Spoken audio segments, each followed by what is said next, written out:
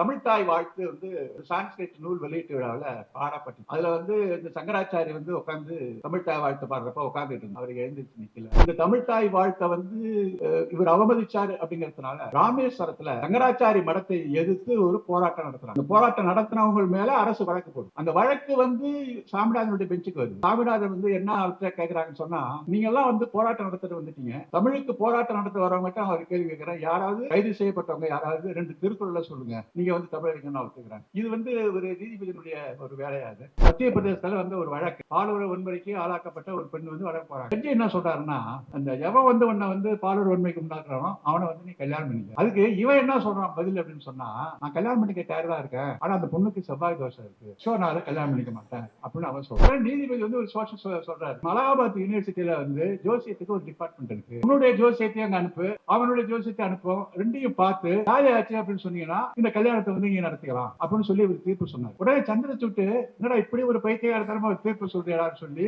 அந்த தீர்ப்பு சுயமட்டா அவர் எடுத்து அந்த தீர்ப்பு வந்து அவர் சேவ் பண்ணார். ஒன்று நல்ல காரியம் செஞ்சிருக்காரு சந்திரசூட். சமஸ்கிருதத்துக்கு 22 மடங்கு நிதி கொடுக்கிறோம், நம்ம எதுக்குறோம். சமஸ்கிருதத்தை எதில் எதுக்குறோம், லாங்குவேஜை மேல திணிக்காத, கூடுதலா நிதி ஒதுக்காத, அதெல்லாம் நம்ம இருக்கிறோம். ஆனா நம்ம வீட்டுல எல்லாத்தையும் சமஸ்கிருதத்தை நடத்திட்டு இருக்கோம். அதை வந்து அது இருக்கிறாங்கன்னு சொல்லி யாரா பிரச்சாரம் பண்றாங்களா? கம்யூனிஸ்ட் நாங்க கம்யூனிஸ்ட் வந்து 22 மடங்கு நிதி வைக்க சமஸ்கிருதம் திருப்பி சொல்றீங்கல்ல, அவங்க வீட்டுல எல்லாமே வந்து சமஸ்கிருத விளக்கு நடந்து கல்யாணத்துல மத்ததுல எல்லாத்தையும் பார்ப்பன விளக்கு நடந்து சமஸ்கிருதம் இல்லாத விஷயம் வந்திருக்கா? இடதுசாரி சமஸ்கிருதத்தினுடைய மொழி ஆதிக்கத்தை இருக்கிறவங்க சமஸ்கிருதனுடைய பண்பாட்டு ஆதிக்கத்தை அடிமைப்பட்டு பார்ப்படுத்துற அடிமை தானே இருக்கீங்க. ஆனந்த் வெங்கடேஷ் அப்படின்னு சொல்லி ஒரு நீதிபதி இருக்கிறார். அவர் வந்து எல்லா வழக்கையும் வந்து விஷயப்பட்டா அவர் கையில் எடுத்துக்கிறார். சாதாரண நீங்க பாத்தீங்கன்னா சொத்துக்கு அதிகமான வருமானம் சேர்த்த வழக்கு தென்னரசு, கே.கே.எஸ்.ஆர். ராமச்சந்திரன், பொன்முடி இந்த மாதிரிலாம் இந்த வழக்கை வந்து கீழ்மை நீதிமன்றங்கள் விசாரிச்சாங்க. பொன்முடி பேசின அந்த உதாரணத்தை வந்து நிச்சயமா நம்ம ஏற்றுக்க முடியும். சைவ வைணவத்துல 1000 ஆபாசம் இருக்கு, அது கூட சொல்லிருக்கலாம். அதுக்கு வந்து ஒரு உதாரணமா எடுத்து சொன்னது ரொம்ப ஒரு அசிங்கமான ஒரு விஷயம், அமைச்சர் சொல்லக்கூடாதுதான். அந்த 2 நிமிஷம் பொன்முடி சொன்ன கதையில சிபிஐ விசாரிக்கிறதுக்கு என்ன இருக்கு? அரசியலாக்கப்படுகிறதா நீதித்துறை? இதை வந்து பேச வேண்டிய ஒரு தேவை இன்னைக்கு தமிழ்நாட்டில் இருக்கு. நீதிபதிகள்லாம் அவங்க நீதிபதிகள் இடத்துல உட்கார்ந்துக்கிட்டு சட்டத்தை புரட்டுவதை விட அவரவர்கள் ஒரு தலைவர்களாக மாறி இது சமுதாயத்தை சீர்த்து வந்த பெரிய சீர்திருத்தவாதிகளை போல சட்டத்துக்கு அப்பால் பல்வேறு உபதேசங்களை செஞ்சுட்டு பேசிக்கிட்டு இருக்கிறது வந்து வேலையை மாறிப்போச்சு. கிட்டத்தட்ட ஒரு பொலிட்டிக்கல் பிளாட்ஃபார்மா தமிழ்நாடு மாறிப்போச்சு. நீதி எங்களை யாரும் எதுவும் கேட்க முடியாது அப்படின்னு நினைச்சிட்டு இருக்காங்க. இதுல சில பேர் நீதித்துறையை பத்தி பேசினா அது வந்து கண்டெம்ப்டா போட்டு வந்துடும் அப்படிங்கிற சில பேர் பயப்படுறாங்க. அந்த நீதிபதிகளை பத்தி தனிப்பட்ட முறையில உள்நோக்கத்தோட அவங்க பேசினாங்க அப்படின்னு நம்ம சொன்னோம்னா கண்டெம்ப்ட் போட்டுன்னு சொல்லலாம். ஆனா அவங்க சொல்ற கருத்துக்களை நம்ம வந்து வெளிப்படையாக விமர்சிப்பதற்கும் குறை சொல்வதற்கும் கண்டிப்பதற்கும் நமக்கு வந்து தாராளமாக முழுமையான உரிமை உண்டு. அதனால அதை பத்தி பேசுறதுக்குலாம் நம்ம வந்து எதுவுமே தயங்க வேண்டிய அவசியம் இல்லை. பேச வேண்டிய நேரம் வந்தா நம்ம பேசித்தான் தீர வேண்டிய அவசியம் இருக்கு. ஏற்கனவே இப்ப அம்பேத்கர் பத்தி நம்ம எட்வின் சொன்ன சில கருத்துக்கள்லாம் வந்து அந்த அந்த நூலில் சொல்லப்பட்ட சில கருத்துக்கள்லாம் வந்து இன்றைய காலகட்டத்தில் வந்து பல புதிய வெளிச்சங்களை வந்து அந்த நூல்லாம் கொடுத்துருக்கு. அது சிறப்பாக வந்து ஒரு எட்வின் அவர்கள் எடுத்து சொன்னார். அரசியல் சட்டத்தை எதிர்த்த பெரியார் இயக்கம் இன்னைக்கு வந்து அரசியல் சட்டத்துக்குள்ள நீதிபதிகள்லாம் செயல்படுங்க அப்படின்னு நம்ம ஏன் பேசுறோம் அப்படிங்கிற மாதிரி ஒரு கேள்வியை நீ கேட்க வேண்டியிருக்கு. அரசியல் சட்டம் வந்து அரசியல் சட்டம் வர்றதுக்கு முன்னாடி நாட்டில் என்ன நடந்துட்டு இருந்துச்சு? அரசியல் சட்டம் வர்றதுக்கு முன்னாடி வந்து முழுக்க முழுக்க வர்ணாசிரம ஆட்சி தான் நாட்டில் நடந்துட்டு இருந்துச்சு. மன்னர்கள் ஆட்சி, மன்னர்கள் வந்து எல்லாம் பார்ப்பனியர்களுக்கு துணை போகின்ற மனுதர்ம ஆட்சியை தான் மன்னர்கள் நடத்திட்டு இருந்தாங்க. கிரிமினல் சட்டமே உங்களுக்கு வந்து மனுதர்மத்தினுடைய அடிப்படையில் தான் கிட்டத்தட்ட 75 ஆண்டுகளுக்கு மேல வந்து கோர்ட்ல நீதிமன்றத்திலேயே கிரிமினல் சட்டங்கள் வந்து எந்த வர்ணத்துக்காரன் எந்த குற்றத்தை செய்தான் என்ற அடிப்படையில் தான் தண்டனை வழங்கப்பட்டு வந்தது. மெக்காலே வருவதற்கு முன்பு மெக்காலே தான் வந்து எல்லாருக்கும் பொதுவான கிரிமினல் எல்லாருக்கும் பொதுவான ஒரு சட்டத்தை கொண்டு வந்தான், சிவில்ல கொண்டு வர முடியல. அப்ப அரசியல் சட்டம் வருவதற்கு முன்பு மன்னர்கள் ஆட்சியின் பெயரால் நேரடியாக ஒரு பார்ப்பனிய ஆட்சி வந்தது. அரசியல் சட்டம் வந்து அந்த பார்ப்பனியத்தை ஒழித்தது அப்படிங்கிற தன்மையில பார்க்க போறப்ப மன்னர்கள் ஆட்சி மனுதர்ம ஆட்சியை விட அரசியல் சட்டங்கிறது அதை விட பெட்டர். அதுல இருந்து அது விடுவிச்சுது நம்ம அப்படிங்கிற விஷயத்துல அரசியல் சட்டத்தை நம்ம ஆதரிக்க வேண்டியது. ஆனா வந்த அரசியல் சட்டம் அதில் இருக்கிற சில பிரிவுகள் ஏற்கனவே இருக்கின்ற அந்த மனு தர்மம், பார்ப்பனியம் இவைகளை முழுமையாக அகற்றுவதற்கு அந்த அரசியல் சட்டத்துல பிரிவுகள் இருக்குதா அப்படின்னு கேட்டீங்கன்னா, அப்படி எந்த பாதுகாப்பு பிரிவுகளும் அதுல இல்லை. அப்படிங்கிற காரணத்தினாலதான் அந்த பிரிவுகளை மட்டும் தேர்ந்தெடுத்து பெரியார் அதை கொளுத்துகிற போராட்டத்தை எடுத்தார். மதத்தை காப்பாற்றிக் கொள்கின்ற உரிமை, அவரவர்களுடைய மதத்தை அவரவர்கள் காப்பாற்றிக் கொள்ளலாம் என்று சொல்லப்பட்ட அந்த அரசியல் சட்டத்தில் வழங்கப்பட்ட சரத்தை மத சுதந்திர உரிமை என்கிற ஒரு பிரிவின் கீழே தான் இன்றைக்கு இந்த சூத்ர வர்ணாசிரம பேதங்கள், சாதியை பேசுகின்ற அமைப்புகள் எல்லாமே இன்னைக்கு செயல்படுவதற்கு ஒரு பாதுகாப்பாகவும் அது வச்சிருக்கு. தீண்டாமை அப்படிங்கிறது அரசியல் சட்டத்தில் இருந்து அகற்றப்பட்டு விட்டது அப்படின்னு நம்ம சொன்னாலும், அரசியல் சட்டத்தில் இருக்கிற அந்த அன்டச்சபிலிட்டி அப்படிங்கிற வார்த்தையை ஒரு கொட்டேஷனுக்குள்ளதான் அவங்க போட்டிருக்காங்க. அந்த அன்டச்சபிலிட்டிங்கிறது கொட்டேஷன்ல தான் போடுறாங்க. ஏன் கொட்டேஷனுக்குள்ள போட வேண்டிய அவசியம் இருக்குன்னு சொன்னா, சமூகத்துல தீண்டாமையை அது ஒழிச்சிருக்கே தவிர மதத்தில தீண்டாமையை அது இன்றைக்கு காப்பாற்றிக் கொண்டுதான் இருக்கு. அதைத்தான் நம்ம இந்த அனைத்து சாயுத அர்ச்சக சட்டத்திலிருந்து, யாகத்துல சமஸ்கிருதத்தான் நடத்தணும், பாப்பான் தான் நடத்தணும் அப்படிங்கிறதுல இருந்து, பழக்க வழக்கம் அப்படிங்கிறதுல இருந்து நம்ம விடுபட முடியாம இன்னும் தீண்டாமைக்குள்ள சிக்கி இருக்கிறதுக்கு காரணமே இந்த சாஸ்திர சடங்குகள் இவைகள்ல இன்றைக்கு தீண்டாமை மதத்தின் பெயரால் நிலைநாட்டப்பட்டு வந்திருக்கு. அப்படிங்கிற அடிப்படையில தான் இன்றைக்கு சமூகத்துல தீண்டாமை இருந்தாலும் சாஸ்திரத்தின் பெயரால் நடைபெற்ற தீண்டாமை சமூகத்துல ஒரு இழிவை உண்டாக்கி கொண்டிருக்கிறது என்ற அடிப்படையில் தான் அரசியல் சட்டத்தை நம்ம இன்னைக்கு பார்க்க வேண்டிய அவசியம் இருக்கு. ஒரு செய்தியை இவர் என்ன சொன்னார்னா, நம்ம தோழர் நாத்தியர்களாக இருந்து கொண்டு நம்ம அனைத்து சாயினரும் அர்ச்சகராவதற்கு போரிடுவது, உள்ளே நுழைவது அப்படிங்கிறப்ப பெரியார் அதுக்கு அவருடைய மொழியில என்ன பதில் சொன்னார்னு சொன்னா, நான் ஏன் கர்ப்பகிரகத்திற்குள் நுழைகிறேன் என்று கேட்கிறேன் என்று சொன்னால், நான் பக்தனாக இருக்க வேண்டும் என்பதற்காக அல்ல, சூத்திரனாக இருக்கக்கூடாது என்பதற்காக அப்படின்னு ஒரே ஒரு இது அவர் அழகா சொல்லிட்டாரு. அதான் அதுல அடங்கியிருக்கிற ஒரு கான்செப்ட் பண்ணி கொடுத்து. இப்ப இந்த நீதித்துறை பத்தி பார்க்க போறப்ப, சட்டங்கள், நீதிமன்றங்கள் இதெல்லாம் பத்தி பார்க்க போறப்ப, நீதிமன்றங்களுடைய நீதிமன்ற தீர்ப்புகளை பெரியார் நீதிமன்ற தீர்ப்புகளை விட நீதிமன்றங்களில் ஆக்கிரமித்துக் கொண்டிருந்த முழுக்க முழுக்க ஒரு பார்ப்பன ஆதிக்கம், இதுல நீதி கிடைக்காது அப்படிங்கிறதுல பெரியார் உறுதியாக இருந்தார். அதனால அவர் கடைசி வரை தன் மீது சுமத்தப்பட்ட எந்த வழக்குக்கும் வழக்கறிஞரை வைத்து பெரியார் வாதாடவே இல்லை, வினை கேட்கவும் இல்லை. எனக்கு வழக்கறிஞரை வைத்து நான் வாதாட மாட்டேன், இந்த நீதிமன்றம் எவ்வளவு அதிக தண்டனை எனக்கு கொடுக்குமோ அவ்வளவு அதிக தண்டனையை இந்த நீதிமன்றம் கொடுக்க வேண்டும் அப்படிங்கிற ஒரு ஸ்டேட்மெண்ட் அதை நீதிமன்றத்தில் சமர்ப்பிப்பதை ஒரு வழக்கமாக பெரியார் வைத்திருந்தார். 1938 இந்திய எதிர்ப்பு போராட்டத்தில் கைது செய்யப்பட்டு 6 மாத சிறை தண்டனை, ஆனால் சீக்கிரம் வெளில வந்துட்டாரு. அதுல வழக்காடாம ஒரு வாக்குமூலம், அப்புறம் அவருடைய பொன்மொழிகள் அப்படிங்கிற நூல் 1951 தடை செய்யப்பட்ட போது எதிர் வழக்காடாமல் அப்பொழுது ஒரு வாக்குமூலம். பிறகு 1957 நீதிமன்ற அவமதிப்பு வழக்கு ஒன்று அவர் மீது சுமத்தப்பட்டது. அந்த நீதிமன்ற அவமதிப்பு வழக்கிலும் ஒரு ஸ்டேட்மெண்ட் கோர்ட்ல ஒரு ஸ்டேட்மெண்ட் கொடுத்துருக்காரு. அப்புறம் அதே 57 குத்து வெட்டு வழக்குன்னு ஒரு வழக்கு, அதாவது பார்ப்பனரை வெட்ட சொன்னார், குத்த சொன்னார் அப்படின்னு சொல்லி ஒரு வழக்கு, அதுலயும் ஸ்டேட்மெண்ட் தான் கொடுத்தார். அதுலயும் ஸ்டேட்மெண்ட் கொடுத்தார். இந்த நீதிமன்ற அவமதிப்பு வழக்கு, பெரியார் மேல நீதிமன்ற அவமதிப்பு வழக்கு, நீதிமன்ற அவமதிப்பு வழக்கிலேயே பெரியார் போய் நீதிமன்றத்தை நான் அவமதிப்பேன் அப்படின்னு சொல்லி ஸ்டேட்மெண்ட் கொடுத்துருக்காரு நீதிமன்ற அவமதிப்பு வழக்குல. அது என்ன நீதிமன்ற அவமதிப்பு வழக்கு அப்படிங்கிறது கொஞ்சம் முக்கியமான ஒரு விஷயமா பார்க்கணும். RS மலையப்பன் அப்படின்னு சொல்லி ஒரு மாவட்ட கலெக்டர், அவர் பிற்படுத்தப்பட்ட கல்லர் சமூகத்தை சேர்ந்த ஒரு IAS அதிகாரி. அவர் பழங்குடி மக்களான நரிக்குறவர் மக்களுக்கு, தீண்டப்படாத பட்டியலில் இருந்த மக்களுக்கான நில உரிமைகள் வாழ்வுரிமைகள் இவர்களுக்கு தன்னுடைய அதிகாரத்தை பயன்படுத்தி நிறைய சேவைகளை செய்து இருக்கிறாரு. அப்ப அதே மாதிரி அங்க வந்து ஒரு பண்ணை, ஒரு நங்கவரம் பண்ணை அப்படிங்கிற ஒரு பெரிய பார்ப்பனர்களை கொண்ட ஒரு பெரிய பண்ணை மிகாசாரில் நில குத்தகை தொடர்பாக தீண்டப்படாத மக்களுக்கும் தலித் மக்களுக்கும் அன்றைய பட்டியலின பிரிவு மக்களுக்கும் நங்கவரம் பண்ணைக்கும் நடந்த ஒரு பெரிய வழக்கில் பார்ப்பனர்களான நங்கவரம் பண்ணையார்களுக்கு எதிராக நில குத்தகை வழக்கில் பட்டியலின மக்களுக்கு ஆதரவான ஒரு நடவடிக்கையை மலையப்பன் எடுத்தார்.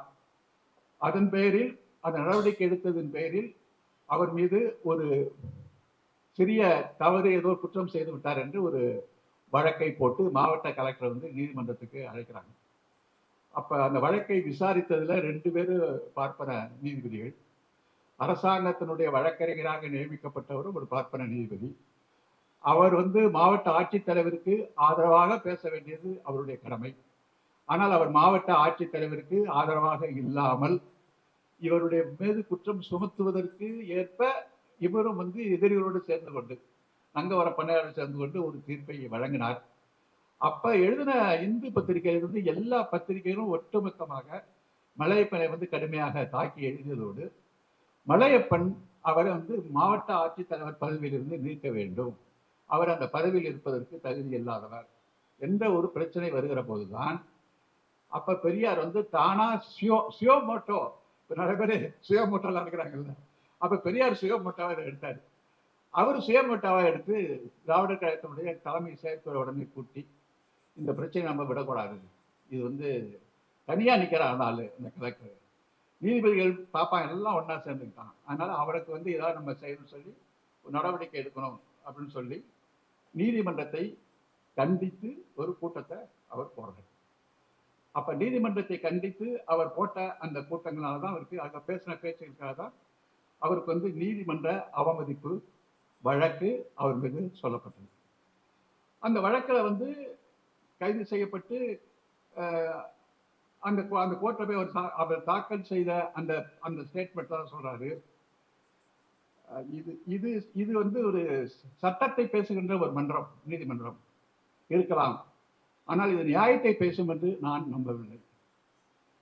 நான் இதை மீறுவதால் சட்டப்படி குற்றவாளியாக இருக்கலாம், ஆனால் நியாயப்படி நான் குற்றவாளி அல்ல. இது ஒரு பெரிய ஸ்டேட்மெண்ட், கிட்டத்தட்ட 7, 8, 10 பக்கத்துக்கு மேல அந்த அவர் கொடுத்த வாக்குமூலத்தில் ஸ்டேட்மெண்ட்ல இதுதான் பெரிய ஸ்டேட்மெண்ட். எந்தெந்த நீதிபதிகள், எந்தெந்த பார்ப்பன நீதிபதிகள் என்னென்ன ஊழல் செஞ்சிருக்கான், என்ன முறைகேடு செஞ்சிருக்கான் எல்லாத்தையும் பட்டியல் போட்டு அதை அடிச்சு விடுறாரு. அந்த நீதிமன்றத்தில் உட்காந்து கேட்டுட்டா இருக்காங்க, எல்லா பார்ப்பன நீதிபதிகளும் கேட்டுட்டா இருக்காங்க. அப்பதான் அதுல வர வார்த்தை தான் அந்த வார்த்தை, பார்ப்பான் நீதிபதியாய் உள்ள நாடு கடும் புலி வாழும் காடு. இதே அந்த பார்ப்பன நீதிபதிகள் அட்வொகேட் ஜெனரலா வந்து அவர் ஐயங்காரு அந்த இதுல வந்து சொல்றாரு, பார்ப்பான் நீதிபதியாய் உள்ள நாடு கடும் புலி வாழும் காடு, நான் புலிவேட்டை நடத்துவதற்கு புறப்பட்டு வருகிறேன் அப்படின்னு சொல்லி அந்த இதை பதிவு செஞ்சு கடைசியா அவர் முடிக்கிறப்ப ஒரு வார்த்தை சொல்றாரு, நான் இவ்வளவு காலம் செய்து வந்த பிரச்சார கொள்கையின் அடிப்படையில் இந்த வழக்கு வந்திருக்கிறது, எனக்கும் வயதாகிவிட்டதாலும் எனக்கு பின்னால் வருபவர்கள் இந்த லட்சியத்தை ஏற்று பின்பற்ற வேண்டும் என்பதற்காகவே இவ்வளவு நீளமான ஸ்டேட்மெண்ட்டை நான் அளிக்க வேண்டி இருந்தது என்று. ஏன் இந்த ஸ்டேட்மெண்ட் அளித்தேன், இது இப்ப என்னோட இல்ல, எனக்கு பின்னாலே நிறைய பேர் வருவான், அப்பயும் இந்த நீதிபதிகளை எடுத்து கேள்வி கேட்பான், அதுக்காக தான் நான் வந்து இந்த ஸ்டேட்மெண்ட் விட்டுருக்கேன்னு சொல்றேன். அந்த வேலையை தான் நம்ம செஞ்சுட்டு இருக்கோம். இப்ப இந்த நீதிபதிகளோட கேள்வியை கேட்க வேண்டிய வேலையை இப்ப நம்ம மீது வந்திருக்கு. நீதிமன்றத்துல வந்து இது ஒரு சின்ன இது, தன் மீது வந்து இந்த அடக்குமுறை வழக்கெல்லாம் வருகின்ற போது பெரியார் வந்து அப்ப எப்படி எதிர்கொண்டார் அப்படிங்கிறத வந்து மணவை திருமலைசாமி சொல்ற மிகப்பெரிய ஒரு எழுத்தாளர், சுயமரியாதை இயக்கத்துல இருந்தவர், அவர் வந்து ஒரு நகர தூதன் என்று சொல்லி ஒரு பெரிய பத்திரிகையை நடத்தியவர். அவருடைய எழுத்துக்கு வந்து மிகப்பெரிய ஒரு மரியாதை. திருமலைசாமி 47 ஆகஸ்ட் 15 அண்ணா வந்து சுதந்திர நாள் தான் என்று சொன்னதை எதிர்த்து இது சுதந்திர நாள் அல்ல என்று வலிமையாக அதுல எழுதினவர் வந்து மணவை திருமலைசாமி. இந்திய எதிர்ப்பு 38 இந்திய எதிர்ப்பு பிரச்சார படையினுடைய செயலாளர்களில் ஒருவராக வந்தவர் வந்து மனைவி திருமலைசாமி. அவரு பெரியார் வந்து இந்த ராஜ துரோக வழக்கெல்லாம் செய்கின்ற போது பெரியார் எப்படி ரியாக்ட் பண்ணாரு அப்படிங்கிறத பத்தி தன்னுடைய அந்த நகர்தூதர் பத்திரிகையில அவர் எழுதியிருக்கிறாரு. அந்த கோர்ட்ல பெரியார் இருக்கிறாரு, இந்த ப்ராசிக்யூட்டர் வந்து பெரியாருக்கு ஏற்ற வாதாடுறாரு. அதை பத்தி இவர் எழுதுறப்ப, பப்ளிக் ப்ராசிக்யூட்டர் தனது ஆர்குமெண்ட்டை பேசும்போது பார்க்க வேண்டுமே பெரியாரது குறும்புத்தனத்தை. அவர் பேசும்போது பத்திரிகை வாசகங்களை படித்து காட்டி, இந்த இடத்தில் ராஜதுவேஷம் இருக்கிறது, இந்த இடத்தில் பொது உடைமை பிரச்சாரம் இருக்கிறது என்று எடுத்து காட்டும் போது தோழர் ராமசாமி ஸ்பிரிங் பொம்மையை போல தலையை அசைத்து அசைத்து ஆட்டிக்கொண்டு அதற்கு துணையாக ஆட்காட்டியவர்களையும் பலகையில் அடித்துக்கொண்டு பப்ளிக் ப்ராசிக்யூட்டர் சொல்வதெல்லாம் வாஸ்தவம் தான் என்று சொல்லுவதை போல தலையாட்டி வந்தார் அப்படின்னு சொல்லி எழுதுறாரு. சொல்லிட்டு தீர்ப்பு கூறியதும், அவர் மீது வந்து தண்டனை என்று தீர்ப்பு கூறியதும் அவரது முகப்பொழிவு படம் பிடிக்கக்கூடியதாக அருமையாக இருந்தது அப்படின்னு சொல்லி அவர் வந்து சொல்றாரு.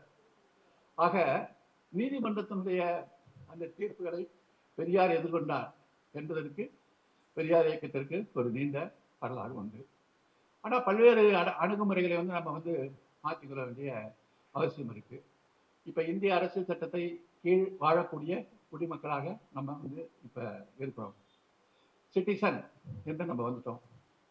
சிட்டிசன் அப்படின்னு சொன்னா அவனுக்கு மதம் கிடையாது, அதில் ஜாதி கிடையாது, குடிமக்கள்னா குடிமக்கள் தான் சிட்டிசன். ஆனா இப்ப ஒரு சிட்டிசன் ஆகிறதுக்கே படாத பாடுபட வேண்டிய நிலைமை இப்ப உருவாக்கிட்டான். நீ வந்துட்டு வந்து ஒரு ஆதார் கார்டு வச்சாதான் நீ சிட்டிசன் நான் ஏற்றுக்க முடியாதுன்ட்டான். எல்லாத்துக்குமே உனக்கு ஆதார் கார்டு வச்சுக்கிட்டாங்க. பேங்க் அக்கௌண்ட் ஆதார் அக்கௌண்ட் எல்லாத்துலயும் ஆதார் சேரு, எல்லாம் ஆதார் சேரு சொல்ற அதே கவர்மெண்ட் இன்னைக்கு ஆதார் செல்லாது, ஆதாரம் நான் ஏற்றுக்க மாட்டேன்ட்டான். ஓட்டுல நீங்க வாக்காளராக சேரணும்னு சொன்னா ஆதாரை கொண்டு வராத, ரேஷன் கார்டை கொண்டு வராத, எலெக்ஷன் கார்டை கொண்டு வராத. அப்ப எதாவது கொண்டு வரணும், கொண்டு பர்த் சர்டிஃபிகேட் கொண்டு வா, வெவ்வேறு சர்டிஃபிகேட், அவங்க அம்மா சர்டிஃபிகேட், ஊர்ல எந்த ஊர், இந்த ஊர்ல இத்தனை வருஷம் இருந்தாங்கிறது கொண்டு வா. இதெல்லாம் கேட்டுக்கிட்டு ஒரு இந்த நாட்டில் வந்து ஒரு குடிமகனாக இருப்பதற்கு கடுமையான எதிர்நீச்சலை போட்டுதான் இந்த நாட்டில் வந்து குடிமகனாக இருக்க வேண்டியது. அது வந்து சிட்டிசன் அப்படின்னு சொன்னா மதம் சார்ந்த சிட்டிசன், அதாவது ஹிந்து சிட்டிசன், ஹிந்துங்கிறவங்க மட்டும்தான் இங்க சிட்டிசன், மற்றவங்களாம் சிட்டிசன் இல்லை அப்படிங்கிறத நோக்கி தான் இன்னைக்கு தேர்தல் ஆணையத்திலேருந்து எல்லாம் போயிட்டு இருக்கு. உச்ச நீதிமன்றம் தேர்தல் ஆணையத்தை வந்து எதிர்க்க முடியாது, உச்ச நீதிமன்றம் வந்து தேர்தல் ஆணையத்துக்கு சமமா அதிகாரம் படைத்தது, அதனால அவன் வந்து தேர்தல் ஆணையத்தை வந்து எதிர்த்து சொல்ல முடியாது. அதுக்காக அவன் என்ன சொல்லிட்டான்னா, அப்பா கொஞ்சம் தயவு செஞ்சு இந்த ஆதார் கார்டையும் இந்த ரேஷன் கார்டையும் நீ கொடுத்த அந்த தேர்தல் அடையாள அட்டையும் ஒரு வாக்காளர் பட்டியலில் நீ சேர்த்துக்க என்று அவனை கெஞ்சி மன்றாடுகின்ற அளவுக்கு தேர்தல் ஆணையம் இன்றைக்கு ஒரு மதவாத சக்தியுடைய ஒரு பிடியின் கீழே வந்து இன்னைக்கு போயிட்டு இருக்கிற விஷயமா இன்னைக்கு பார்த்துட்டு. இந்த பின்னணியில வந்து தமிழ்நாட்டில் நடந்த நீதித்துறையில் நடந்த சில விஷயங்கள் இது எல்லாமே அவங்களுக்கு எல்லாமே தெரிஞ்சிருக்கும். சில செய்திகளை வந்து தொகுத்து வந்திருக்கேன், அது தொடர்ச்சியா இருந்திருக்கும். தமிழ்நாட்டில் நீதித்துறை வந்து இன்னைக்கு எப்படி வந்து அரசியலாக்கப்படுது அப்படிங்கிறத பத்தி சில செய்திகள், அப்புறம் இந்திய அளவில் வந்து எப்படி வந்து ஒரு மதவாத சக்தியை பற்றி போகுது அப்படிங்கிறத பத்தி சில செய்திகளை வந்து கொஞ்சம் பகிர்ந்துக்கலாம் அப்படின்னு நான் நினைக்கிறேன். இப்போ வந்து சில நீதிபதிகள்லாம் வந்து இப்போ வெளிப்படையாகவே சங்கிகளாகவே வந்து செயல்பட ஆரம்பிச்சிட்டாங்க. இது எல்லாருக்கும் தெரிஞ்சது தான். அதில் வந்து முதல் இடத்துல நிற்கிறவர் வந்து இப்போ ஜிஆர் சாமிநாதன் அப்படின்னு சொல்லி ஒரு ஜட்ஜி வந்து இன்னைக்கு ஃபர்ஸ்ட் பிளேஸில் அவர் நிற்கிறார். ஓப்பனாக அவர் வந்து தன்னை வந்து அடையாளப்படுத்திக்கிறதுக்கு அவர் தயங்குறதே கிடையாது. பாரதிய கலாச்சாரம் வழி வந்தவன் நான் என்று ஒரு வெளிப்படையாக சொல்லுகிறார்.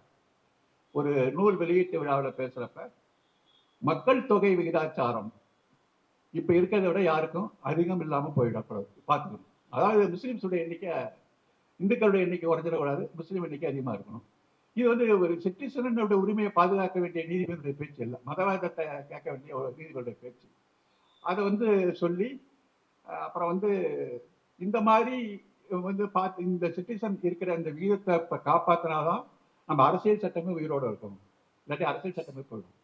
அப்போ அந்த டெமோகிராஃபி அப்படிங்கிறது வந்து இந்துக்களுடைய முஸ்லிம்களுடைய அதிக எண்ணிக்கையும் இந்துக்களுடைய அதிக எண்ணிக்கையும் முஸ்லிம்கள் சிறுபான்மையாக இருக்கின்ற அளவுக்கு பாதுகாத்துக்கணும் ஒரு மதவாதத்தை அவர் பேசினாரு. அது ஒரு கான்ட்ரவர்சி. அது மட்டும் இல்லாமல் எல்லாருக்கும் தெரிஞ்ச ஒரு விஷயம் என்னன்னா, தமிழ்தாய் வாழ்த்து வந்து ஒரு சான்ஸ்கிரிட் நூல் வெளியீட்டு விழாவில் பாடப்பட்டுச்சு.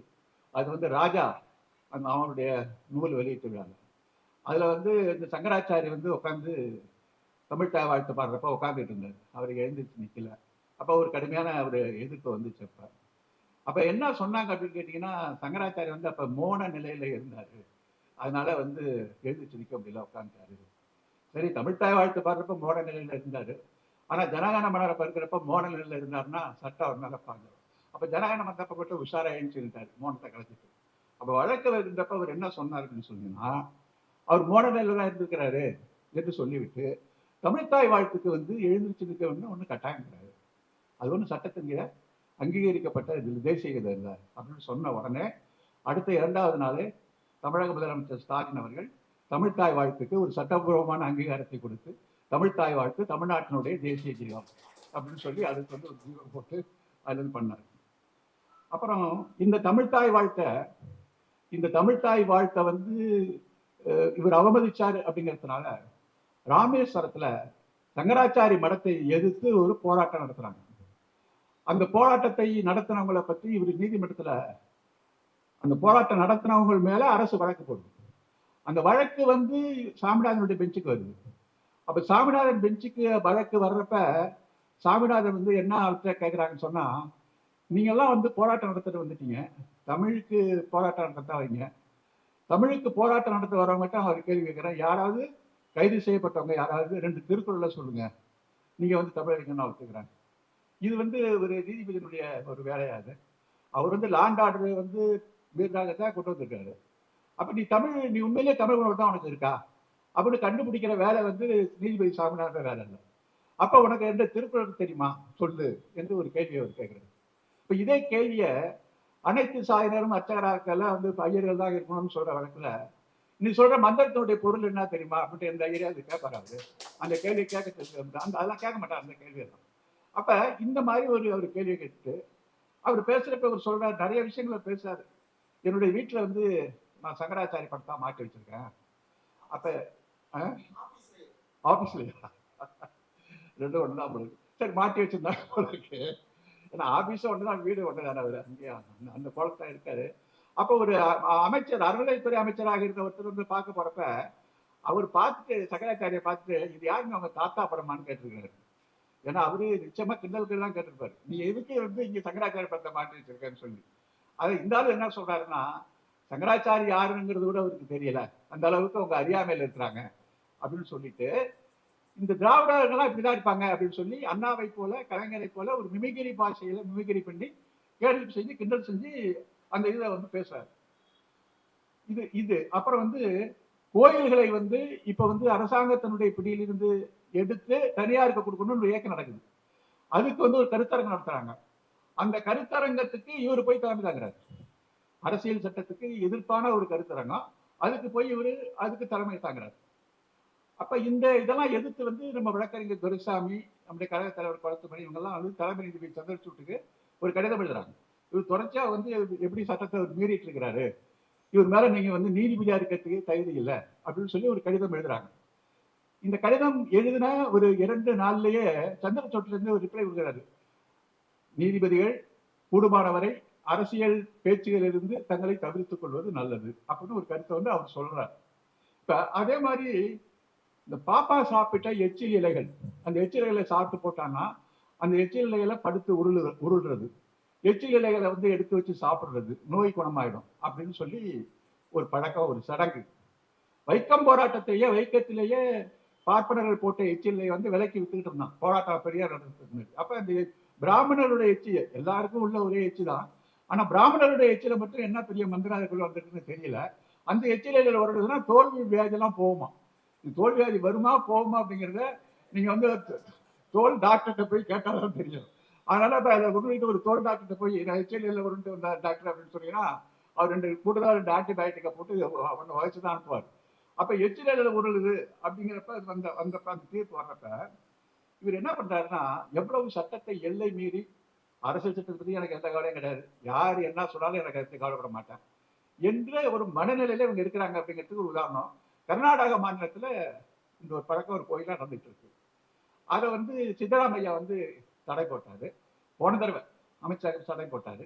அதை எதிர்த்து கர்நாடக உயர்நீதிமன்றத்தில் வழக்கு. கர்நாடக உயர்நீதிமன்றம் எச்சில உருளான்னு தீர்ப்பு வந்துச்சு.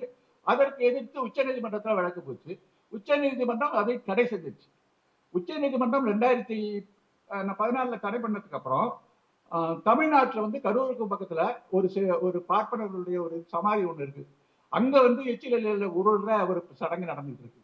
அப்ப அந்த சடங்கு நீண்ட நாட்களாக நடக்கல, அது நடக்கிறதுக்கு அனுமதி வேணும் அப்படின்னு சொல்லிட்டப்ப 2 நீதிபதிகள் அடங்கிய உயர்நீதிமன்ற அமர்வு தடை பண்ணிடுச்சு. நாங்க வந்து அனுமதிக்க முடியாதுன்னு தடை பண்ணிடுச்சு. அதுக்கு 7-8 வருஷம் கழிச்சு இதே ஜிஆர் சாமிநாதன் அந்த வழக்கு வருதுக்கிறப்ப ஜிஆர் சாமிநாதன் என்ன சொல்றாருன்னா, ஏற்கனவே 2 நீதிபதிகளை தடை செஞ்சிருந்தாலும் சம்பந்தப்பட்டவர்கள் வந்து நோட்டீஸ் அனுப்பி விளக்கம் கேட்காம அந்த தீர்ப்பு வந்ததுனால 2 நீதிபதிகள் தீர்ப்பை நான் ஏற்க வேண்டிய அவசியம் இல்லை. நான் வந்து இது வந்து உருளலாம், எச்சிலே உருளலாம், அது ஒரு சடங்கு, அது மதத்தினுடைய நீண்ட எதிர்பார்க்கக்கூடிய ஒரு சடங்கு. அந்த சடங்கின் அடிப்படையில் சடங்குகளை வந்து நம்பிக்கை அதை வந்து தடை செய்ய முடியாது அப்படின்னு சொல்லி அவன் வந்து ஒரு தீர்ப்பை கொடுத்தார். அதாவது உச்சநீதிமன்றம் தடை செய்த ஒரு தீர்ப்பை உச்சநீதிமன்றம் தடை செய்திருக்கிறது என்று தெரிந்ததற்கு பிறகும் அவர் வந்து இப்படி ஒரு தீர்ப்பை வந்து சடங்கு என்கிற அடிப்படையில் அவர் வந்து கொடுத்துட்டு போனார். இதை விட இன்னொன்று சொன்னீங்கன்னா, இப்ப இவரு கேட்டார், இப்ப சந்துரு தான் நல்லா கேட்டார், கண்டிச்சதுதான் கேட்டாரு, நீ மூட நம்பிக்கை அப்படிங்கிறது வந்து அறிவியலுக்கு எதிரான ஒரு மூட நம்பிக்கை வந்து நீங்க வந்து சடங்குகளா எப்படி ஏற்றுக்க முடியும் அப்படின்னு சொல்லி ஒரு கேள்வி கேட்டு இதை நியாயப்படுத்துறதுக்கு ஒரு சட்டத்தை வந்து இன்னொரு வழியை சொன்னார் சாமிநாதன். அதாவது நடமாடும் உரிமை அரசியல் சட்டத்தில் வழங்கப்பட்டிருக்கு. நடமாடும் ரைட் டு மூவ், நடமாடும் உரிமை சட்டத்தில் வழங்கப்பட்டிருக்கு. நீ எங்க வேணாலும் நடமாடலாம். அப்ப நடமாடும் உரிமையின் கீழ் விழுகின்ற உரிமையும் தரையில புரண்டு விழுகின்ற உரிமையும் இருக்கு. ரைட் டு மூவ் அப்படிங்கிற அரசியல் சட்டம் வழங்குகிற உரிமையின் அடிப்படையில் தான் இந்த உருளுகிற உரிமையும் வருது, அதனால சட்டத்துக்கு உட்பட்டது அப்படின்னு சொல்றாரு. அப்ப என்ன கேட்டாங்கன்னா, அப்ப உருளுகிற உரிமை நடமாட உரிமை இருக்குன்னு சொல்லி நாங்கள் தரையில உருவம்னு சொல்லி அடிப்படை உரிமைன்னு சொல்லி சென்னை அண்ணா சாலையில காலைல 11 மணிக்கு போய் எவனாவது வந்து நான் வந்து அங்க பிரச்சனை செய்கிறேன், சாமிநாதன் அப்படி உரிமை கொடுத்துருக்காருன்னு சொல்லி எவனாவது போய் உருண்டு பண்ண முடியுமாங்கிறது அது ஒரு பிரச்சனை. இன்னொன்று வந்து மதத்தின் அடிப்படை உரிமையில கை வைக்க கூடாதுன்னு சொன்னா சந்திரன் ஒரு கேள்வி கேட்டாரு. கொரோனா காலத்துல வந்து எல்லா கோயிலையும் சாத்தியாச்சு. அப்போ ஒருத்தன் நீதிமன்றத்துக்கு வந்து கோயிலை சாத்தக்கூடாது, கும்பிடுறது வந்து என்னுடைய பக்தி அடிப்படை உரிமை, அதனால கோயிலை திறந்து விடு அப்படின்னு கொரோனா காலத்துல இந்த நீதிபதி கிட்ட ஒருத்த மனு போட்டாங்கன்னா கோயிலை திறந்து விடுறதுக்கு இந்த நீதிபதி அனுமதிப்பாரா அப்படிங்கிற ஒரு கேள்வி வந்து சந்திரன் வந்து அப்படி கேட்டார். ஆக இவ்வளவு மோசமான ஒரு தீர்ப்பு. அப்புறம் இவருடைய சாமிநாதன் தீர்ப்புக்கு சென்னை அதே நீதிமன்றம் இப்ப தடை போட்டுடுச்சு, செயல்படுத்த முடியாம போயிடுச்சு. நான் என்ன சொல்றேன்னா, இவங்க வந்து சட்டத்தை பற்றி கவலைப்படாம எதுவானாலும் செய்யலாம், யாரும் தன்னை கேட்க முடியாது என்ற ஒரு மனநிலையில அவங்க எப்படி இருக்கிறாங்க அப்படிங்கிற விஷயத்தை பத்தி தான் சொல்லணும். இன்னொரு முக்கியமான ஒரு விஷயம் என்னன்னு சொன்னா, நம்முடைய தமிழக முதலமைச்சர் அவர் வந்து சட்ட போராட்டம் நடத்தி ஆளுநர்களை வந்து இப்போ ஒரு டம்மி பீஸ் ஆகிட்டார். ஆளுநர் வந்து வச்சுக்கிட்டு நம்ம சோதா கொடுக்க மாட்டேன், கையெழுத்து போட மாட்டேன் அப்படின்னா அந்த ஆளுநர் சொல்லிக்கிற விஷயத்தை நீ ஆளுநர் மாளிகையில உட்காந்துக்கோ, நீ கையெழுத்து போட வேண்டிய அவசியம் இல்லை, நான் உச்ச நீதிமன்ற நீதிபதிகிட்ட கையெழுத்து வாங்கிட்டு மசோதாவை நான் சட்டமாகிட்டேன் அப்படின்னு சொல்லி நேரடியாக உச்ச நீதிமன்றத்தினுடைய சிறப்பு விதியின் கீழ் வாங்கி அனுமதி வாங்கி மசோதாக்களுக்கு இவர் கையெழுத்து வாங்கிட்டார். அதுல முக்கியமானது என்னன்னு சொன்னா பல்கலைக்கழக துணைவேந்தர்களுடைய நியமனம். இந்த மசோதா சட்டமான உடனே அடுத்த 2வது நாளே முதலமைச்சர் பல்கலைக்கழக துணைவேந்தர்களுடைய கூட்டத்தை ஒன்று அவசரமாக கூட்டி ஆலோசனை நடத்தி அடுத்து பல்கலைக்கழக துணைவேந்தர்கள் இல்லாத ஒரு சுமார் 10 பல்கலைக்கழகத்துக்கு துணைவேந்தர்களை நியமிப்பதற்கான வேலையை வந்து அவர் துவங்கி துணைவேந்தருக்கு தேர்ந்தெடுக்கான கமிட்டி எல்லாம் வச்சிருக்கிறப்ப திடீர்னு என்ன பண்ணோம்னா, நெல்லை மாவட்டத்தில இருந்து ஒரு பிஜேபியினுடைய மாவட்ட தலைவர், அந்த மாவட்ட தலைவர் வந்து ஒரு வழக்கு போடுறோம், இந்த துணைவேந்தர்களுடைய நியமன உரிமைக்கு வந்து தடை செய்யணும் அப்படிங்கிறது இந்த வழக்கு. அந்த வழக்கு அவன் போடுறான். இது வந்து பொதுநலன் வழக்கு. இது பொதுநலன் வழக்கே இல்லை, பிஜேபிக்கார வழக்கு, பிஜேபிக்கார தலைவர் போடுறது. இது பொதுநல வழக்கு இல்லை. திருநெல்வேலிக்காரன் இந்த வழக்கை எங்க போடணும், மதுரை கோர்ட்ல போடணும். ஆனா மதுரை கோர்ட்ல அப்ப ஜிஆர் சாமிநாதன் இல்லை, அவர் வந்து சென்னை கோர்ட்ல இருக்கிறார். அப்ப சென்னை கோர்ட்டுக்கு மதுரை கோர்ட்டுக்கு வந்து வரக்கூடிய ஜூரிஸ்டிக்ஷன்ல இருந்து அந்த வழக்கு வந்து சென்னை கோர்ட்டுக்கு மாற்றப்படுது. அப்ப இந்த பின்னணியில வந்து இந்த கோர்ட்டை மாற்றுறதுக்கே யாரு செயல்பட்டா, இது எந்த இடத்துல செஞ்சீங்க அப்படிங்கிற ஒரு விஷயம் இருக்கு. இந்த கோர்ட்டுக்கு இங்க வந்ததுக்கு அப்புறம் இந்த நீதிபதிக்கு முன்னாடி வழக்கு போட்ட பிஜேபி தமிழ்நாடு அரசாங்கம் என்ன பண்ணாங்கன்னா, ஸ்டாலின் துணைவேந்தர் இந்த துணைவேந்தர் நியமனம் மாநில அரசுக்கு உரிமை உண்டு உச்சநீதிமன்றம் வந்த தீர்ப்பை அடுத்த 4வது நாளே கெசட்டை நோட்டிஃபை பண்ணிட்டாங்க. இதுக்கு மேலே வந்து வாலாட்ட முடியாதனால இவன் என்ன பண்றான், பிஜேபிக்காரன் இந்த கெசட்டை வந்து அந்த கருத்துகளுக்கு மாறாக போர்ஜரியா ஒரு கெசட்டை ஒரு கெசட் நோட்டிபிகேஷனை போலியா இவன் தயாரித்து நீதிமன்றத்தில் சமர்ப்பிக்கிறான். அப்ப இங்க வாலாண்ட வில்சன்லாம் சொல்றாங்க, இது வந்து ஒரிஜினல் கெசட் கிடையாது, இது வந்து போலியா தயாரிக்கப்பட்ட ஒரு கெசட்டு, இந்த கெசட்டை வந்து நீதிமன்றம் ஏற்றுக்கொள்ள கூடாது அப்படின்னு சொல்லி அந்த கெசட்டினுடைய இன்டெகிரிட்டியை வந்து கொஸ்டின் பண்றாங்க. 2வது விஷயம் வந்து இந்த இந்த வழக்குக்கு வந்து நீதிமன்றத்தில் என்ன வைக்கிறாங்கன்னா, இந்த யூஜிசி பல்கலைக்கழக மானிய குழு உடைய திருத்தங்களை வந்து கொண்டு வந்திருக்குது டெல்லி கவர்மெண்ட், அதை எதிர்த்து நாங்க உச்ச நீதிமன்றத்தில் ஏற்கனவே நாங்கள் வழக்கு போட்டிருக்கோம். அப்ப நாங்க வந்து உச்ச நீதிமன்றத்தில் கேட்டப்ப உச்ச நீதிமன்ற தலைமை நீதிபதி என்ன சொன்னாருன்னா, இப்ப வந்து இந்த யூஜிசியினுடைய மாற்றங்களுடைய பிரச்சனைகள்ல நீங்க சென்னை மாநிலத்துல நீங்க இப்ப ஒரு வழக்கு வந்ததுனால இந்த டெல்லியில உச்ச நீதிமன்றத்திலோட இந்த வழக்கையும் சேர்த்து விசாரிக்கலாம், இதை வந்து சென்னை உயர் நீதிமன்றத்தில் நீங்க போய் சொல்லுங்க அப்படின்னு சொல்லி உச்ச நீதிமன்றத்தினுடைய நீதிபதி தமிழ்நாடு அரசு வழக்கறிஞருக்கு சொல்லிடுறாரு. தமிழ்நாடு அரசு வழக்கறிஞர் சாமிநாதன் முன்னாடி என்ன சொல்றாருன்னா, இப்ப நீங்க வந்து இதுல தலையிட எடுக்காதீங்க, இந்த வழக்க ஏற்கனவே யூஜிசி அதாவது யூஜிசி ரூல் படி துணைவேந்தரா நியமிக்கின்ற அதிகாரம் மாநில அரசுக்கு இல்லைங்கிறது அவன் சென்ட்ரல் கவர்மெண்ட் கொண்டு வந்திருக்கிற யூஜிசியோட திருத்தம், அது வந்து சட்டமாகல, அது திருத்தமாக இருக்கு. அதனால நாங்க சென்ட்ரல் கவர்மெண்ட்ல வந்து அந்த திருத்தத்தை வழக்கு போட்டதுனால உச்ச நீதிமன்றத்தில் போட்டதுனால அதை சேர்த்து விசாரிக்கலாம் என்று உச்ச நீதிமன்ற தலைமை நீதிபதி சொன்னாரு அப்படிங்கிற விஷயத்தை இவர்கிட்ட சொல்றப்ப இவர் என்ன சொன்னார்னா, போடப்பட்ட ஒரு விஷயம். அப்புறம் இந்த ஒரு தீர்ப்புக்கு வந்து உச்ச நீதிமன்றம் ஜிஆர் சாமிநாதன் கொடுத்த தீர்ப்புக்கு வந்து உடனடியாக அதுக்கு வந்து தடை போட்டு தடையை வந்து நிறுத்திடுச்சு துணைவேந்தர் நியமனத்தில். அப்படி அடுத்தது எச்சரிக்கை ரைட் வந்து அந்த ஒரு விஷயம். அப்புறம் பார்த்தீங்கன்னா சொல்லிட்டே போகலாம், மைக்கேல் பட்டி அப்படிங்கிற விஷயத்துல வந்து ஒரு மதமாற்றம் நடந்துச்சு அப்படின்னு சொல்லி ஒரு பெரிய விஷயத்த பண்ணாங்க. கிறிஸ்தவ மதமாற்றம் நடந்துச்சு, அதனால பொண்ணு தற்கொலை பண்ணி செத்து போச்சுன்னு சொல்லி அதுக்கு வந்து சிபிஐ விசாரணை நடத்தணும் அப்படின்னு சொன்னப்ப உடனே அதுக்கு சிபிஐக்கு மாற்றினார். ஜிஆர் சாமிநாதன் அது சிபிஐக்கு மாற்றினார்.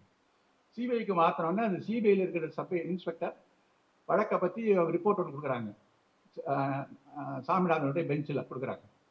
அப்போ அந்த அம்மா என்ன சொல்றாங்கன்னா, இது வந்து மதமாற்றத்தினுடைய அறிகுறி எதுவுமே தெரியல, இதுக்கு வந்து மதமாற்றத்துக்கு சம்பந்தம் இல்லைன்னு சொன்னோன்னே உடனே அவர் சொல்றாரு, எப்படி நீங்க முன்கூட்டி இதை சொல்றீங்க, நீங்க வந்து இப்படி இது மதமாற்றம் இல்லைன்னு சொல்றதுக்கு ஏதோ எலக்ட்ரிக்கல நெருப்புல விழுந்த மாதிரி அவ்வளவு படபடப்போடு சொல்றீங்களா அப்படின்னு சொல்லி அந்த அது சம்பந்தமா வந்து ஒரு எழுதின ஸ்ட்ரிக்சர்ல இந்த அம்மா சொல்றது வந்து நிரூபிக்கப்படாத உண்மையை வந்து ஒரு எஸ்பி வந்து சொல்றாங்க, இன்னும் இவங்க ஒரு யூகத்தில் சொல்றாங்க சொல்லி இவங்களை கண்டிச்சு அதுல வந்து அவர் எழுதுறாரு, கண்டிச்சு எழுதுறாரு. அப்புறம் என்ன ஆச்சு, சிபிஐக்கு போய் சிபிஐ விசாரிச்சு என்ன சொல்லிட்டுன்னு சொன்னா, இதுக்கு மதமாற்றத்துக்கும் சம்பந்தம் இல்லை, இங்க வந்து மதமாற்றம் நடத்துக்குன்னு சொல்லி அண்ணாமலையில இருந்து எல்லாரும் சேர்ந்து இங்க நடத்துன அந்த கூத்துல சிபிஐ கருத்தை சொல்லிடுச்சு, அதுக்கு வந்து மதமாற்றம் இல்லை அப்படிங்கிற விஷயத்த வந்து சிபிஐ வந்து அதுக்கு சொல்லிடுச்சு. அதே மாதிரிதான் அந்த வயலூர்ல வந்து பார்ப்பனர் இல்லாத அர்ச்சகருடைய நியமனத்தை இது வந்து ஆகம விதிகளுக்கு எதிரானது அப்படின்னு சொல்லி அந்த ஆகம விதிகள்ல இருந்து ஏற்கனவே நியமிக்கப்பட்ட 2 அர்ச்சகர் பதவியை பறிச்சதோட யாரா புதுசா ஆகம போனோட கோத்திரம் என்ன அப்படின்னு கேட்டு எவன் பெட்டிஷன் போட்டானோ அந்த பெட்டிஷன் வீட்டுல இருக்கிற அண்ணன் தம்பியில நீ போய் அர்ச்சகர் ஆகிடுறா அப்படின்னு சொல்லி அவரே வந்து அர்ச்சகரா போடுறதுக்கு அங்க பண்ணார். அதே மாதிரி இந்த டாஸ்மாக் தமிழ்நாட்டில் வந்து 1000 கோடி ரூபாய்க்கு வந்து தமிழ்நாட்டில் வந்து டாஸ்மாக் இவன் எங்க எவன் கால்குலேஷன் பண்ணா, எங்க 1000 கோடி பிடிச்சான், அந்த 1000 கோடிங்கிறது எங்க இருந்ததுங்கலாம் யாருக்குமே தெரியாது. 1000 கோடி 1000 கோடி 1000 கோடி டாஸ்மாக் சொல்லி பெரிய பிரச்சனையை வந்து தமிழ்நாட்டில் விட்டாங்க. இதுல வந்து எல்லாரும் சொல்லிக்காங்க, நீங்க தோழர்களாம் டிவியில பேசினதான். இதுல வந்து ஒரு 46 எஃப்ஐஆர் போட்டதுல கிட்டத்தட்ட 80% எஃப்ஐஆர் வந்து அதிமுக ஆட்சி காலத்தில் போடப்பட்டது.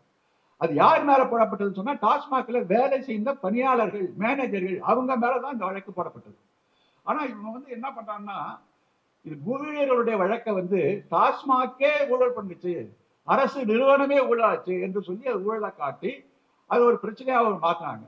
அதை மாற்றத்துக்கு வந்து அதை சிபிஐ கொண்டு போய் அதை செய்யறதுல வந்து இவர் வந்து ஒரு பிரச்சாரம் பண்ணதுல நம்ம ஜிஆர் சாமிநாதன் அது வந்து ஒரு முக்கிய பங்கு வச்சிருக்கிறார். நிறைய சொன்ன இன்னொரு விஷயம் பாருங்க, சவுக்கு சங்கர், இந்த சவுக்கு சங்கர்ங்கிற ஆள் வந்து தனிப்பட்ட முறையில அவதூறுகளை தமிழ்நாடு அரசு எடுத்து ரொம்ப கடுமையா வந்து எழுதிட்டு ஒரு ஆள். அவன் வந்து போலீஸ்ல பணியாற்றுகின்ற பெண் அதிகாரிகள் அவங்களுடைய ஒழுக்கம் ஒழுக்கக்கேடா இருக்கிறவங்கன்னு சொல்லி அவன் வந்து ஒன்று எழுதி அது தொடர்பாக வந்து ஒரு பெண் காவலர்களை இழிவுபடுத்துவதாக அவங்க ஒரு அவதூறு வழக்கு, தொடர்ச்சியா அவதூறு. இதுல வந்து ஒரு வசமா சிக்கிறதுனால ஒரு அவதூறு வழக்கு போட்டு குண்டர் சட்டத்தில் வந்து கைது செய்யுது, காவல்துறை கைது செய்யுது. இந்த குண்டர் சட்டத்தை கைது செய்து எதிர்த்து சவுக்கு சங்கர் வந்து ஒரு வழக்கு போடுறாரு. அந்த வழக்கு ஆட்டவுதுன்னா ஜிஆர் சாமிநாதோட பெஞ்சுக்கு அந்த வழக்கு வருது. அந்த வழக்கு வர்றப்ப ஜிஆர் சாமிநாதன் 15 வழக்கு லிஸ்ட்ல இருக்கு. எல்லா வழக்கையும் பின்தள்ளிட்டு இந்த வழக்கு மட்டும் முன்னாடி எடுத்துட்டு நீதிமன்றத்தில் 2 பேர் விசாரிக்கிறாங்க. பாலாஜின்னு ஒரு நீதிபதி, சவுக்கு சங்கன் ஒரு நீதிபதி, 2 பேரும் வந்து பண்றாங்க. அப்ப ஒரு கதை ஒன்று சொல்றாரு ஜிஆர் சாமிநாதன்.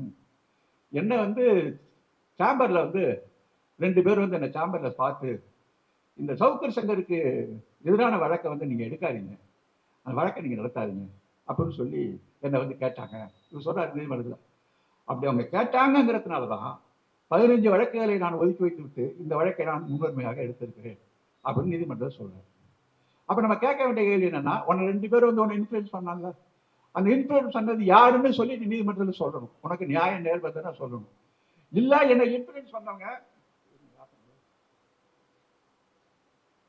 இல்ல என்ன இந்த 2 பேர் இன்ஃபுளுன்ஸ் பண்ணாங்க அப்படிங்கிற விஷயத்தை வந்து தலைமை நீதிபதிக்கு நீ புகார் எழுதணும்.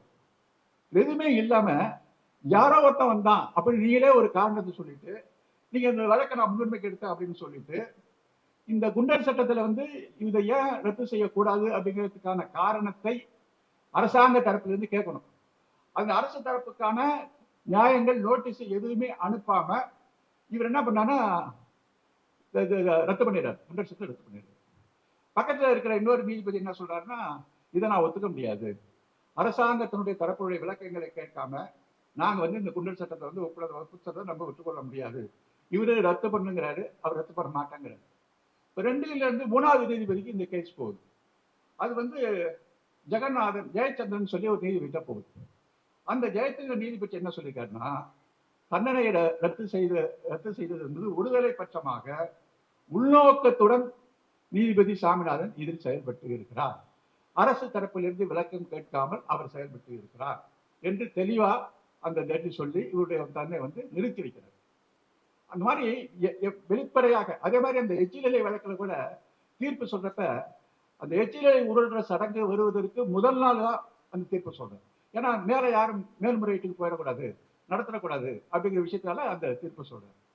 இப்போ இன்னொரு விஷயம் சொன்னீங்கன்னா, மாரிதாஸ்னு ஒரு ஆளு, அவன் வந்து இந்த யூடியூப்ல உட்காந்துக்கிட்டு ஒரு 4 வருஷத்துக்கு முன்னாடி கண்ணா அப்படின்னான்னு பர்சனலா அவதூறுகளா எழுதுறது பிஜேபியுடைய ஒரு ஆள். இப்போ எழுதுறது இல்லை, இப்போ எதுவும் ஆர்எஸ்எஸ் எல்லாம் எழுத்து சொல்றாங்க, எனக்கு தெரியல. அவன் வந்து நிறைய இந்த டிவி, இந்த நியூஸ் 18 வந்து அது ஒரு அம்பானியோட டிவி, அந்த டிவியில வந்து நிறைய பேரை பற்றி எழுதியிருக்காங்க. அப்போ அந்த நியூஸ் 18 வந்து குணசேகரன் அவர் வந்து பிஜேபிக்கு எதிர்ப்பா இருக்கிறாரு, நீட்டில் வந்து பிரச்சாரம் பண்ணாருன்னு சொல்லி அந்த குணசேகரனை பற்றி தனிப்பட்ட முறையில் அவர் வந்து திராவிட கழகத்துடைய குடும்பத்தை சேர்ந்தவர், பெரியாருடைய ஆளு அப்படிலாம் சொல்லி ஒரு வழக்கு போட்டப்ப நியூஸ் 18 டிவி அம்பானி நிறுவனமே அவன் மேல ஒரு மாநகராட்சி வழக்கு, ஒரு நிர்வாகி மாநகராட்சி வழக்கு அப்படின்னு சொல்லி அவன் மேல வந்து வழக்கு போடுது. வழக்கு போட்டு கவர்மெண்ட் வந்து எஃப்ஐஆர் பதிவு பண்ணுதுங்க. எஃப்ஐஆர் பதிவு பண்ண அடுத்த நாளே இவர் என்ன பண்றாரு, சாமிநாதன் போய் என் வழக்கை தள்ளுபடி பண்ணிட்டார். அரசாங்கத்தை கேட்கல, யாருமே கேட்கல, விசாரணை நடத்தல, விசாரணை நடத்தாமலே தள்ளுபடி பண்ணிட்டார்.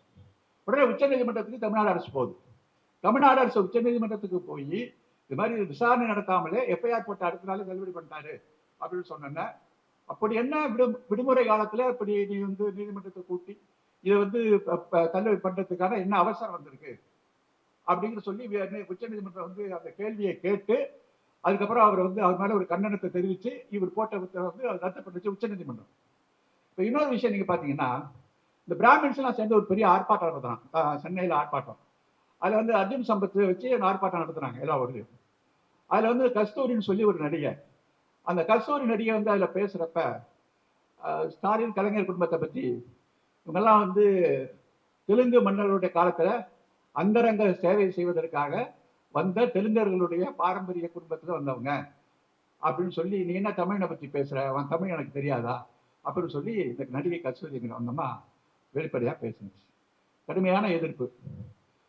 தலைமறைவாயிடுச்சு. தலைமறைவானது அவரை வீரமுழக்கம் பண்ண தலைமறைவாக பிடிச்சி வந்து கைது பண்ணி உள்ள வந்து ரிமாண்ட் பண்ணி ஜாமீன் போகுது. ஜாமீன் என்ன பண்றாங்க, வழக்கமா மதுரை கோர்ட்டுக்கு போடுறாங்க. ஆனா ஏதோ ஸ்லைட்டா ஏதோ மிஸ் ஆயிடுச்சு. மதுரை கோர்ட்டு வேற கோர்ட்டுக்கு போயிடுச்சு இந்த அம்மாவுக்கு. அந்த ஜாமீன் வழக்குல அந்த அம்மாவுக்கு வேற கோர்ட்டுக்கு போனோன்னே என்ன நடக்குதுன்னு சொன்னா, ஜி.ஆர். சாமிநாதனுடைய மனைவி ஒரு அறிக்கை விடுறாங்க.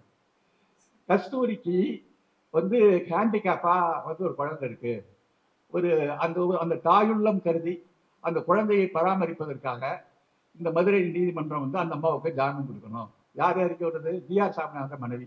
வழக்கு வந்து ஜி.ஆர். சாமிநாதன் பெஞ்சுக்கு வேற பெஞ்சுக்கு போகுது. அப்ப மனைவியை விட்டு அறிக்கை வச்சு அது வந்து அங்க வந்து அவர் செய்ய வச்சார்.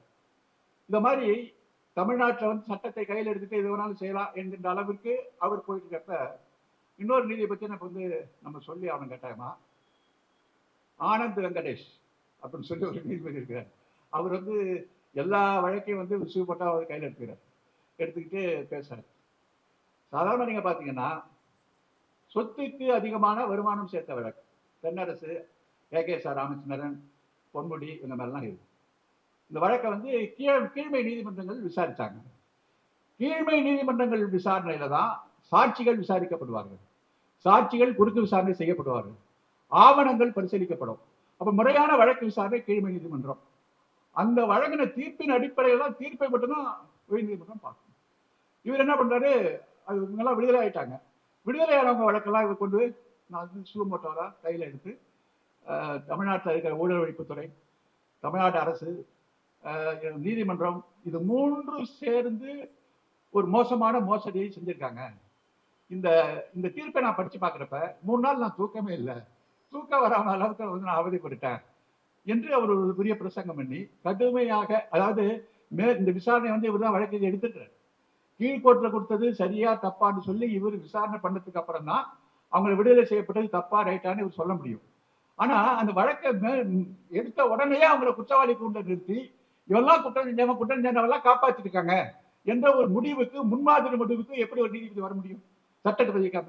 அப்ப என்ன உள்நோக்கத்தோட இதை செய்றீங்க அப்படிங்கிற ஒரு கேள்வி இருக்கு.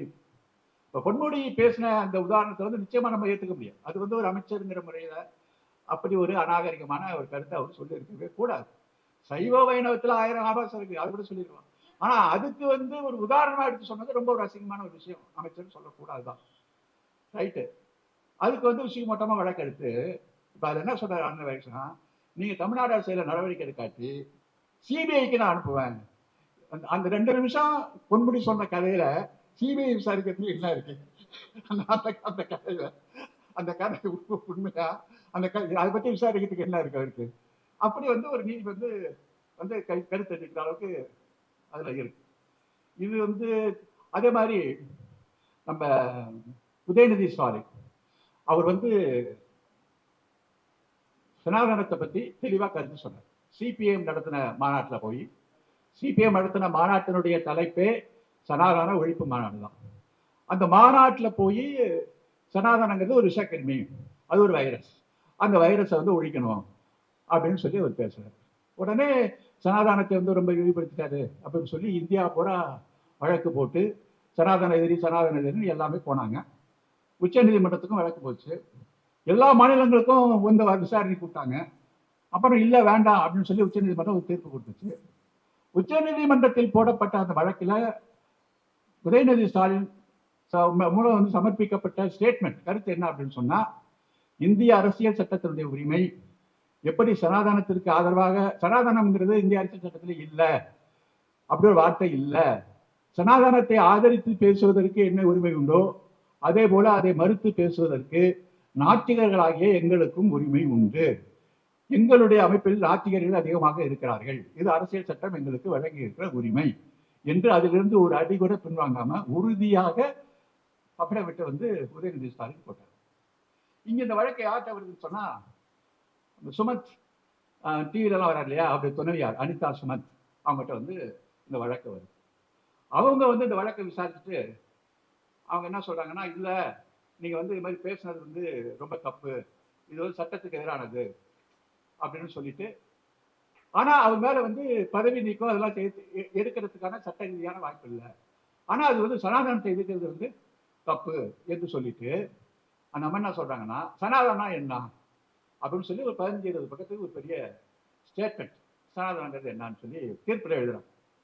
அதில் குப்புசாமி சாஸ்திரியினுடைய நிறுவனத்தில் நான் ஆராய்ச்சி நிறுவனத்தில் நாங்கள் போய் கேட்டப்ப சனாதன தர்மம் அப்படிங்கிறது வந்து அதுக்கும் வர்ணாசிரம தர்மத்துக்கும் எந்த தொடர்பும் இல்லை. வர்ணாசிரம தர்மம் வந்து சில பேர் சனாதன தர்மம் பொய்யா பேசிட்டு இருக்கிறாங்க. அப்படிலாம் வந்து எந்த எந்த வழக்கம் அவங்க மேல இல்லை அப்படின்னு சொல்லிட்டு தீர்ப்புல என்ன ஜாதிங்கிறது வந்து அண்மை காலத்துல தான் வந்துச்சு. அது வந்து நீண்ட காலத்தான ஒரு அமைப்பு இல்லை, ஜாதிங்கிறது அமைப்பு இல்லை அப்படின்னு சொல்லிட்டு யூடியூப்ல ஒரு பிராமின் பாகவதர் ஒரு பிராமின் பாகவதர் பேசினத நீதிமன்றத்தில் வந்து ஒரு சான்றா எடுத்து கொடுக்குது, நம்ம அனிதா எடுத்து கொடுக்குது. இதெல்லாம் சொல்லி சனாதனத்தை என்ன அப்படின்னு சொல்லி நிலைநாட்டிட்டு தீர்ப்பு வழங்கினதுக்கு அப்புறம் கெசட்ல போட்டாச்சு. தீர்ப்பு வந்து கெசட்ல போட்டாச்சு. கெசட்ல போட்ட அடுத்த ரெண்டு நாள்லயே இந்த அம்மா வந்து நீதிமன்ற தீர்ப்பையும் திருத்தி கெசட்டை எழுதுறாங்க. அது என்ன எழுதுறாங்கன்னு சொன்னா, குப்புசாமி சாஸ்திரி வந்து சனாதன தர்மம் வந்து வர்ணாசிரம தர்மம் இல்லைன்னு ஏற்கனவே சொல்லியிருந்தத இந்த அம்மா அப்புறம் எப்படி மாத்தினுச்சுன்னு சொன்னா, சனாதன தர்மம் வர்ணாசிரமத்தை பேசினாலும் அதை மட்டும் பேசவில்லை, வாழ்க்கையும் பேசுகிறது அப்படின்னு சொல்லி அதை வந்து திருத்தி போட்டுச்சு. ஜாதி வந்து ஒரு நூற்றாண்டுக்கு முன் தான் வந்தது, அதுக்கு முன்னாடி இல்லை அப்படின்னு வந்தது. இப்ப என்ன இப்ப ஒரு நூற்றாண்டு சொன்னா பெரியார் 1924லயே ஒரு நூற்றாண்டு, அப்பயே பெரியார் ஜாதி ஒழிப்பு தான் போராடுறாரு. அதுக்கு பல நூற்றாண்டுக்கு முன்னாடி ஜாதி இருந்துட்டு இருக்கு. இப்ப 1924 25ல ஜாதி வந்தது அப்படின்னு சொல்லி ஒரு தீர்ப்பு இவ்வளவு முட்டாள்தனம் அப்படிங்கிறதெல்லாம் சொல்லியிருக்காம போல இருக்கு. உடனே அண்மை காலத்தில் தான் ஜாதி வந்தது அப்படின்னு அந்த ஒரு நூற்றாண்டு வந்து கட் பண்ணிட்டு அதை வந்து ஒரு தீர்ப்பு போட்டுச்சு. அப்புறம் அந்த யூடியூப்ல பேசுற கலாகார சிவங்காரோட பேச்சை சுத்தமா தூக்கி எறிஞ்சிட்டு டாக்டர் ராதாகிருஷ்ணன் இப்படி சொல்லியிருக்கிறாரு அப்படின்னு சொல்லி அவரு பேரை போட்டு இந்த திருத்திய ஒரு தீர்ப்பை வந்து கேசட்ல வெளியிட்டாங்க. நீதிமன்ற வரலாற்றுல வந்து இப்படி வந்து தீர்ப்பை வந்து திருத்தி வளர்றது வழக்கம் கிடையாது. ஏற்கனவே வந்து கிரிஜா வைத்தியநாதன் வந்து தலைமைச் செயலாளராக இருக்கிறப்ப சுற்றுச்சூழலை பற்றி ஒரு வழக்கு அவங்க மேல வருது. அந்த சுற்றுச்சூழல் வழக்குல கிரிஜா வைத்தியநாதனுக்கு பற்றி தலைமை நீதிபதி ஒரு ஜட்ஜ்மெண்ட் வழங்குறாரு. அப்ப அந்த தலைமை நீதிபதியா இருக்கிறவர் சொல்றாரு, இந்த ஜட்ஜ்மெண்ட்ல நான் சில மாற்றங்கள் செய்ய விரும்பணும் அப்படின்னு சொல்லிட்டு திரும்ப உயர்நீதிமன்றத்திலேயே அந்த வழக்கை கொண்டு வந்து கருத்து தெரிவிச்சு அதுக்கப்புறம் தான் அந்த மாற்றங்களை செய்யறது. அப்ப நீ நீதிமன்றத்தில் ஏற்கனவே எழுதிய தீர்ப்பை மாற்ற வேண்டும் என்று சொன்னால் மீண்டும் நீதிமன்றத்தில் இதை கொண்டு வந்து நீதிமன்றத்தின் வழியாக திருத்த முடியும். ஆனா அது செய்யாம இந்த அனிதா வந்து தானாவே வந்து கெசட்ல அதை மாற்றி அதை போட்டுச்சு. அதை வந்து யாரும் வந்து கேட்கறது இல்லாத அளவுக்கு அதில் மோசமா அதை வந்து அதில் பண்ணிட்டாங்க. இப்போ தமிழ்நாட்டில் அப்படி நடக்குதுன்னு சொன்னா, நீங்க வடநாட்டில் பார்த்தீங்கன்னா நம்ம சந்திரசூட்னு ஒருத்தர் இருந்தார் தலைமை நீதிபதியா, ஒரு முற்போக்கான பெரிய பிராமின் சொல்லி அவர் வந்து ஆர்எஸ்எஸ்னுடைய அந்த என்ன பிராமின் ஸ்மார்ட் இந்த சித்பவன் பிராமினுடைய ஃபேமிலியை சேர்ந்தவர் தான் அவர். அவங்க அப்பா ஜட்ஜா இருந்தார். அவருக்கு வந்து 2 முகங்கள் உண்டு. அவர் சில பண்பாட்டு துறையில் சில வழக்குகளை வந்து சொன்னா கூட அரசியல் ரீதியாக பல வழக்குகளை வந்து மோடிக்கு வந்து காப்பாற்றி விடுற தீர்ப்பு தான் ஏராளமா அவர் வழங்கிட்டு போயிருக்கிறாரு அப்படிங்கிறதுக்கு நம்ம மருதையன் வந்து ரொம்ப தெளிவா ஒரு கேசட்ல பதிவு பண்ணியிருக்காரு அந்த விஷயத்தெல்லாம். நான் அதுல இருந்தா இந்த விஷயத்தை எடுத்து அந்த விஷயம் அதுல வந்து என்ன சொல்றாருன்னா, இந்த மசூதி இடிப்பு வழக்கு அது வந்து என்ன பண்றாங்கன்னா, மசூதி இருந்த இடத்துலதான் ராமன் கோயில் இருந்தது என்பதற்கு எந்த சான்றும் இல்லை. கோயில் இடிக்கப்பட்டது என்பதற்கு எந்த சான்றும் இல்லை. இதெல்லாம் தீர்ப்பில் எழுதுறாங்க. இந்த 4-5 நீதிபதிகளும் 5 நீதிபதிகளும் எழுதுறாங்க. இருந்தாலும் மக்களுடைய நம்பிக்கையின் அடிப்படையில் இந்த தீர்ப்பை வந்து நாங்க வழங்குறோம். இது வந்து சட்டத்தின் வழியில நாங்க வழங்கல, சட்டத்தை தூக்கி வச்சிட்டோம். வெறும் நம்பிக்கையின் அடிப்படையில் தான் அந்த தீர்ப்பு வழங்குறோம்னு சொல்லி தான் அந்த தீர்ப்பை சொல்றாங்க. அந்த தீர்ப்பு எழுதிய நீதிபதிகள் 5 பேரும் தீர்ப்புகளை கையெழுத்து போடல. கையெழுத்து போடாமல் தான் அந்த தீர்ப்பு வந்து வந்திருக்கு. அதுக்கப்புறம் அந்த தீர்ப்பை பற்றி அதை எழுதினது யாரு அப்படின்னு கேட்டீங்கன்னா, எல்லாம் சொன்னாங்க சந்திரசூட் தான் எழுதியிருப்பாரு அப்படின்னு சொல்லி உச்ச நீதிமன்ற வழக்கறிஞர்லாம் சொல்றாங்க. சந்திரசூட் என்ன சொல்றாருன்னா, இந்த தீர்ப்பு எழுதுவதற்கு முன்பு நான் வந்து ஒரே மனக்குழப்பத்தில் இருந்தேன், என்ன தீர்ப்பு எழுதுவது என்று தெரியவில்லை. உடனே நான் ஒரு கடவுளிடம், நான் வணங்குகிற கடவுளிடம் வந்து ஒரு கோரிக்கை வைத்தேன், இதற்கான தீர்வு என்ன அப்படின்னு சொல்லி நான் கடவுளிடம் கோரிக்கை வைத்தேன். அந்த கடவுளிடம் கோரிக்கை வைத்ததற்கு பிறகு எனக்கு கிடைத்த அந்த வெளிச்சத்தில் இருந்து தான் நான் ஒரு முடிவுக்கு வந்து அதற்கான ஒரு தீர்வை நான் கண்டுபிடித்தேன். இது தீர்ப்பு எழுதல, நீ இதுக்கான ஒரு தீர்வை தான் கண்டுபிடிச்ச. நீ வந்து அதுக்கான ஒரு சொல்யூஷன் தான் நீ கண்டுபிடிச்ச. தீர்வு எழுதி வச்சு நீங்க தீர்ப்புன்னு சொல்ல முடியாது. அப்ப கடவுள் தான் வந்து சொன்னாரு, இந்த தீர்ப்பை எழுதி சொன்னாரு.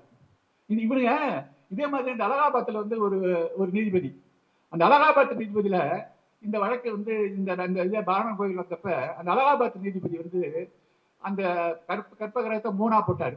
ஒன்று வந்து ஒரு பகுதி வந்து இந்த இந்துவுக்கு, இன்னொருக்கு வந்து ஒரு முஸ்லீம் அறக்கட்டளைக்கு, இன்னொன்று வந்து வழக்கு தொடர்ந்த முஸ்லீம் அமைப்பு. மூணாவது பிரிகிறான் ஆண்டாள், அந்த கர்ப்பகிரகத்தை மூணாவது பிரிகிறான்னு சொல்லி வழக்கு போட்டேன். அந்தாள் என்ன சொன்னார்னா, எனக்கு வந்து இந்த தீர்ப்பு வழங்குறதுக்கு காரணம், நான் நீதிமன்றத்தில் உட்கார்ந்து தீர்ப்பு எழுதுறப்ப நீதிமன்றத்துடைய மேல வந்து ஒரு குரங்கு வந்து உட்கார்ந்து இருந்தது. அவர் சுயசரிதையில் எழுதியிருக்கிறேன். ஒரு குரங்கு வந்து உட்கார்ந்து இருந்துச்சு. அந்த குரங்கு என்னையே பார்த்துட்டு இருந்துச்சு. அப்ப நான் புரிஞ்சுக்கிட்டேன், ராம பகவான் தான் இந்த அவதாரம் எடுத்து இங்க வந்து சொல்லியிருக்காரு. சரிட்டு நான் வீட்டுக்கு போனேன். அதே குரங்கு எங்க வீட்டு பக்கத்துல உட்காந்து பார்த்துட்டு இருக்கு. சரி நான் புரிஞ்சுக்கிட்டேன், இது ராம பகவான் தான் பண்ணாரு. அந்த ஆள் சுயசரிதையில் எழுதி வச்சிருக்கான். அதான் இவரு அப்ப பார்த்தீங்கன்னா சொன்னாரு, இவரு குரங்கு சட்டமன்றம், காஷ்மீர் சட்டமன்றம் ஒப்புதல் தரவுன்னு அந்த இருக்கு. அப்ப அங்க ஜனாதிபதி ஆட்சி நடக்குது. திருப்பி என்ன சொன்னா, ஜனாதிபதியே தேர்ந்தெடுக்கப்பட்ட ஒரு மக்களாக கருதி நாங்க வந்து இதை நீக்கிறோம் என்று மக்களுடைய உரிமையை பறிக்கின்ற ஒரு தீர்ப்பு வந்து அதை வந்து அவர் காப்பாற்றி விட்டார், முடித்தது. அதே மாதிரி தேர்தல் ஆணையத்தில் வந்து தலைமை நீதிபதி தான் அதுக்கு வந்து உறுப்பினராக இருக்கணும் அப்படிங்கிறத வந்து நீதிமன்றம் வந்து மோடி கவர்மெண்ட் தலைமை நீதிபதியை தூக்கிட்டு அதுல வந்து மோடியை போட்டு மோடியை சொல்லக்கூடிய இன்னொரு கட்சிக்காரன்னு சொல்லி மெஜாரிட்டி அவங்க உறுப்பினராக மாத்துறாங்க. அது உச்ச நீதிமன்றத்தினுடைய கருத்துக்கு எதிர்ப்பாக அது மாற்றினாலும் அதில் அவர் சைலண்ட் ஆயிட்டார், அது எழுத்துல. அதே மாதிரி தேர்தலில் வந்து இந்த எந்திரத்தில் வந்து ஊழல் அப்படின்னு சொல்ற விஷயத்துல அவர் வந்து இல்ல இல்ல தேர்தல் ஒழுங்காக தான் இருக்குது அப்படின்னு சொல்லி அதுக்கு ஆதரவு வந்து அவர் தீர்ப்பு கொடுத்தார். இப்ப மகாராஷ்டிரா தேர்தலில் நீங்க பாத்தீங்கன்னு சொன்னா விழுந்த வாக்குகளை விட கூடுதலா வந்து 1 கோடிக்கு மேல வாக்குகள் விழுந்திருக்கு அப்படின்னு சொல்லி வழக்கு வந்திருக்கு. அது தேர்தல் ஆணையத்திலிருந்து முறையான பதில் இல்லை, ராகுல் காந்தி குற்றச்சாட்டு முறையான பதில் இல்லை. இப்ப பீகார்ல வந்து அதுக்கான மோசடிக்கு நடக்க போகுதுங்கிறதுக்கான செய்திகள் வந்துட்டா இருக்கு. அப்ப இல்ல இல்ல நேர்மையா இருக்கு அப்படிங்கிற மாதிரி அப்படி சொன்னார். அதே மாதிரி எல்லா விஷயத்திலையும் தேர்தல் ஏமாற்றம்.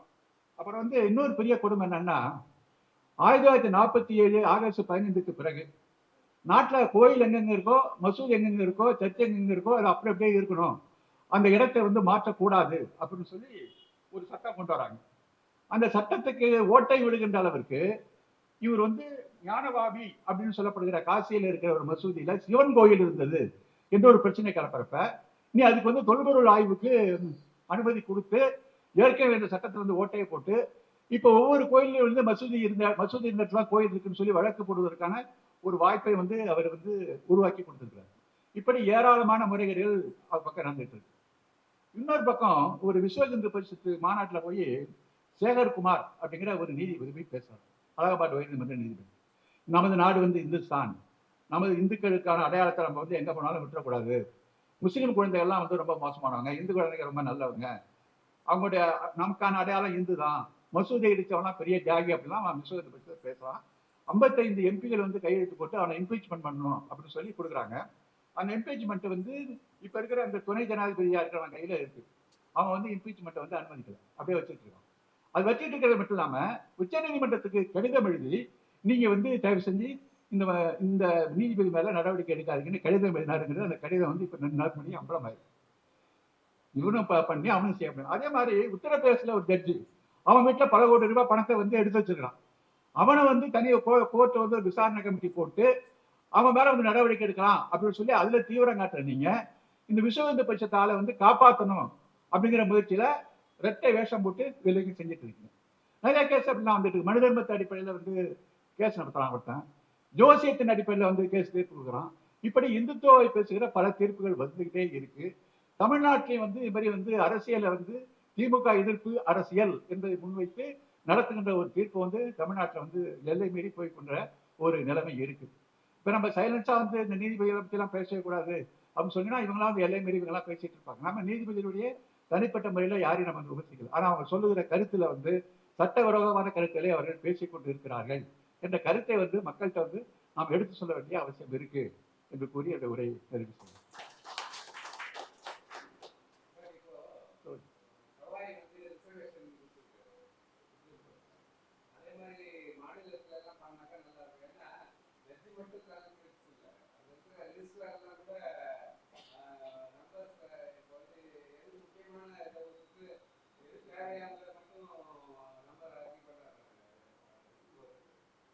ரிசர்வேஷன் இப்ப அவங்க நீங்க எது சொல்றீங்க? ரிசர்வேஷன் ஆமா சுப்ரீம் கோர்ட் கொடுத்திருக்காரு. மாநிலத்தில் இல்லைங்கிறீங்களா? ஹைகோர்ட்ல கிடையாதா? அப்ப இங்க இருக்கிற தலைமை நீதிபதி நினைச்சாங்கன்னா செய்யலாம். அதை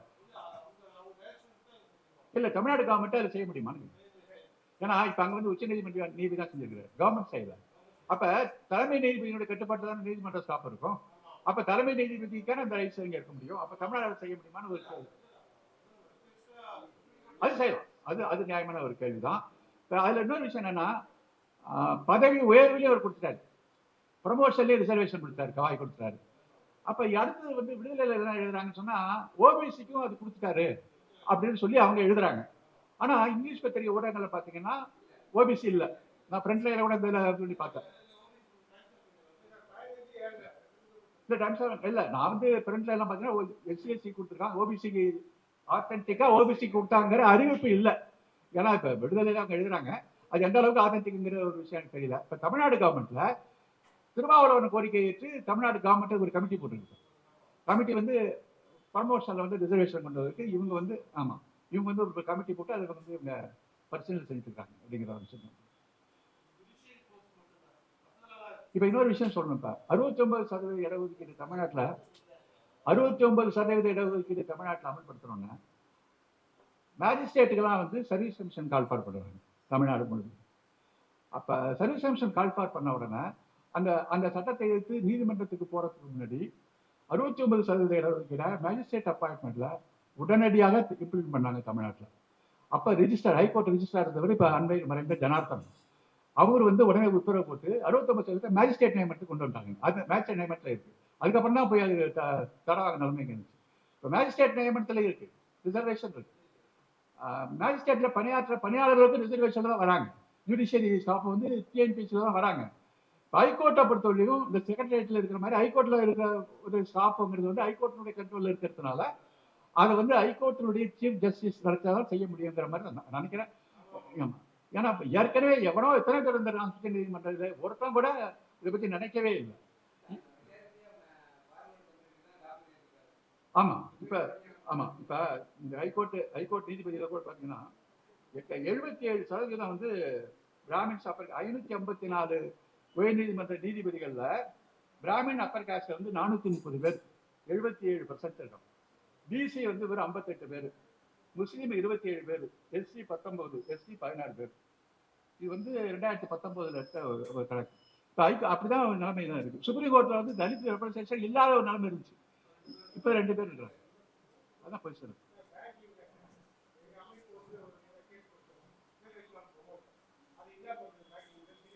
தான்க்கா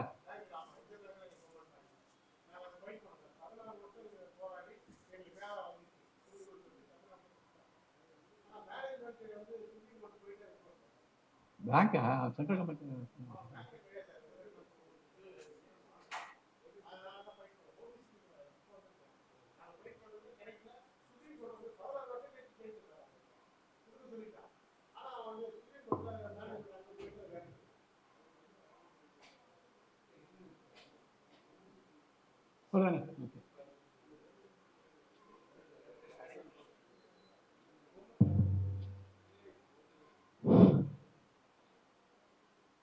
பொதுச்செயலாளர்கள் நீதிமன்றத்தினுடைய தீர்ப்புகள், சனாதன கொள்கைகள், பார்ப்பனர்கள் எப்படியெல்லாம் வந்து இந்த தீர்ப்புகளை வழங்கினாங்க என்று பட்டியலிட்டு இதற்காக உட்காந்து ஒரு தீர்ப்பையும் படித்து அதில் சொல்லப்பட்ட கருத்துக்களை எடுத்து பல தகவல்களை இங்கே நம்மிடையே பகிர்ந்திருக்கிறார். ஆக நீதிமன்றங்களும் இப்போ மணியனை கூட அந்த சொல்லுவார், நீ சட்டத்துக்கு எதிராக கூட நியாயத்துக்கு எதிராக, இது வந்து ஐயா அப்பயே பேசியிருக்கிறாருன்றது எனக்கு இப்போ சொன்னதுக்கப்புறம் இது நியாயத்துக்கான நீதிமன்றம் இல்லை அப்படின்றத ஐயா அப்பயே சொல்லியிருக்கிறாரு. ஆக அந்த நீதிமன்றங்கள் எல்லாம் நான் குறிப்பாக இப்போ 2 விஷயம் நீதிமன்றத்தில் நடந்து சொல்லணும். சமீபத்தில் சைதாப்பேட்டை 18 கோர்ட்டில் பார்ப்பனர் பூணூல் அறுத்ததா ஒரு வழக்கு. அதுக்கு எங்களுக்கு விட்னஸ் வந்தாங்க. விட்னஸ் யாருன்னு பார்த்தீங்கன்னா பிஜேபியோட ஒரே கவுன்சிலர் நம்ம உமா ஆனந்த் தான் விட்னஸ். சாட்சி சொல்றதுக்கு வந்தாங்க. எங்களுக்கு சாட்சி சொல்ல வந்தவங்க அவங்க டி நகர், நாங்கள் பசங்க பூணூல் அறுத்தது மயிலாப்பூர். அவங்க வந்து சாட்சி சொன்னாங்க, எப்படி வந்தீங்க அப்படின்னு சொல்லி சொல்கிறாங்க. அவர் நீதிபதி கேட்டார், உங்கள் அட்ரஸ் சொல்லுங்கன்னாரு. தியாகராய நகர்னு சொன்னாங்க. இந்த சம்பவம் எங்கே நடந்ததுனாங்க, மயிலாப்பூரில் அப்படின்னு சொன்னாங்க. மயிலாப்பூருக்கு நீங்கள் ஏன் வந்தீங்கன்னாங்க, நான் கபாலீஸ்வரர் கோயில் வரும் வரோம் அப்படின்னாங்க. சரி கபாலீஸ்வரர் கோயில் வந்துட்டு அப்பர் சாமியார் கோயில் போவேன், அப்புறம் மாதவ பெருமாள் கோயில் போவேன் அப்படின்னாங்க. சரி போனீங்க, அங்கே என்ன பார்த்தீங்க அப்படின்னு கேட்டார். ஒரு பெரியவரை போட்டு ஒரு 4 பேர் சேர்ந்து தள்ளி அவரை அடிச்சிட்டு இருந்தாங்க அப்படின்னாங்க. அப்புறம் என்னன்னாங்க, அப்புறம் ஏதோ ஒரு கோஷம் போட்டாங்க, பெரியார் வாழ்க அப்படின்னு கோஷம் போட்டு அவங்க பைக்கில் ஏறி போயிட்டாங்க. அப்புறம் போய் பார்த்தா அவருடைய கீழே தள்ளி முதியாவை அந்த பூணூலை அறுத்துட்டு இருக்காங்க அப்படின்னு சொல்லி சொன்னாங்க. சரி அப்புறம் என்ன பண்ணீங்கன்னு, என்னை இங்கே கூட்டின்னு வந்து ஆட்டோக்கார் வெயிட் பண்ண மாட்டேன்ட்டாரு, வா போகலாம் நான் வீட்டுக்கு போயிட்டேன். வீட்டில் போய் நியூஸ் பார்த்தா இந்த மாதிரி ஒரு பெரியார் சிலை சேதப்படுத்தியதுக்காக ஒரு பிராமணரோட மயிலாப்பூரில் பூணூல் அறுத்தாங்கன்னு சொல்லி செய்தி பார்த்தேன். எனக்கு மனசே கேட்கல, என்னடா அதை நம்ம பார்த்துட்டு விட்டுட்டு வந்துட்டோமேன்னு சொல்லி மறுநாள் மயிலாப்பூர் காவல் நிலையத்துக்கு நானே போனேன். போயிட்டு நேற்று நான் சம்பவம் நடக்கிறப்போ அங்கே தான் இருந்தேன், அங்கே இருந்தப்போ இது மாதிரி நடந்ததுன்னு நான் சொன்னேன் அப்படின்னு. சரிங்க ஏன் உங்களுக்கு வந்து இவ்வளோ அக்கறை அப்படின்னு நீதிபதி கேட்டார். ஏதாவது காரணம் சொல்கிறேன் அப்படின்னாரு. காரணம் என்னங்க, ஃபர்ஸ்ட் அவர் ஒரு முதியவர் அப்படின்னாரு, சொல்லிச்சு அந்த அம்மா. அப்புறம் அப்படின்னாங்க. அப்புறம் அவர் என் சமூகத்தை சேர்ந்த ஒரு பிராமணர் அப்படின்ச்சு. நீதிபதி கேட்டார், அதை சொல்லுங்க அப்படின்னாரு. ஏன்னா ஒரு நாட்டில் பெரியவங்க எவ்வளோ பேர் பாதிக்கப்படுறாங்க, எவ்வளோ அப்பெல்லாம் நீங்கள் வந்து கம்ப்ளைண்ட் கொடுக்கலையே, இப்போ மட்டும் இவ்வளோ அக்கறையா டி நகர்லேருந்து நீங்களே வந்து கொடுத்தீங்க கேட்டேன். பிராமணர்ன்றதை வந்து அவர் நீதிபதியே இதான் காரணம், அதை சொல்லுங்க நீங்கள் அப்படின்னு அவரே கேட்டார். அப்படியா சரிம்மா நீங்கள் போங்க, இப்போ நீங்கள் உங்களா பார்த்தீங்களா அடையாளம் தெரியல எனக்கு அப்படின்னு சொல்லிட்டு அந்த அம்மா போயிடுச்சு. தேடி வந்து அந்த அம்மாவே கம்ப்ளைண்டராக வந்து விட்னஸாக போகணுன்றதுக்காக அந்த மாதிரி வந்து கொடுத்துக்குது. அப்போ இப்படி வந்து நீதிமன்றத்தில் சில நீதிபதிகள் இப்படி இருக்காங்க, நம்ம நீதிபதிகளாக அவங்கள கேட்குற இடத்துல இருக்காங்க. அப்போ பார்ட்னர் வந்து தன்னைத்தானே வந்து அவன் எதாவதுனா அவங்க சமூகத்துக்குனா உடனே வந்து முன்னாடி நின்று அவன் வரான்றதுக்கு இந்த அம்மா வந்து ஒரு நம்ம சுட்டிக்காட்ட வேண்டிய தேவை இருக்குது. இப்போ தோழர் பிரகாஷ் வந்து வேலை மழை நாள வந்து கேளுங்க, கேள்வி கேட்குறேன்.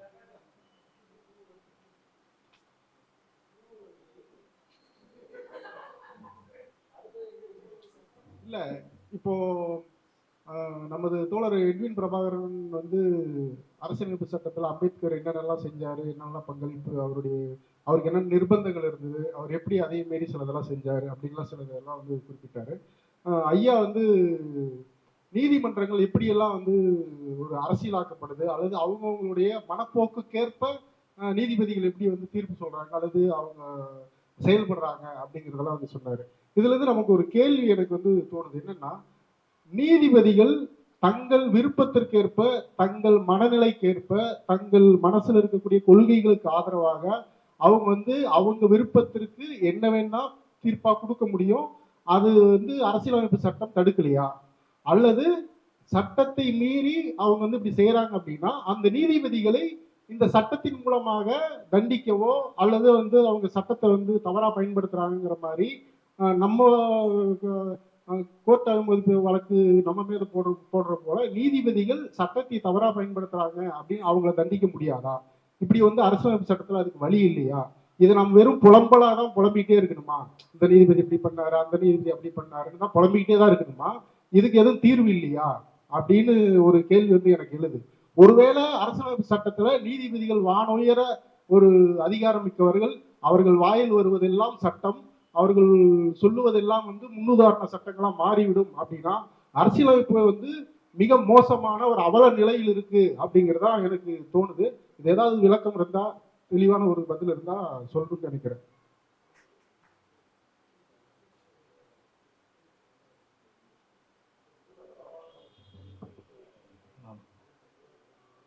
இல்ல தோழர் நல்ல கேள்விதான் கேட்டிருக்கிறாரு. இப்ப நீதிபதிகள்லாம் வந்து எப்படி அப்பாயிண்ட் பண்றாங்க அப்படிங்கிறது ஒரு பிரச்சனை இருக்கு. 5 நீதிபதிகள் அடங்கிய கொலிஜியம், சுப்ரீம் கோர்ட்ல கொலிஜியம் ஒன்று இருக்கு.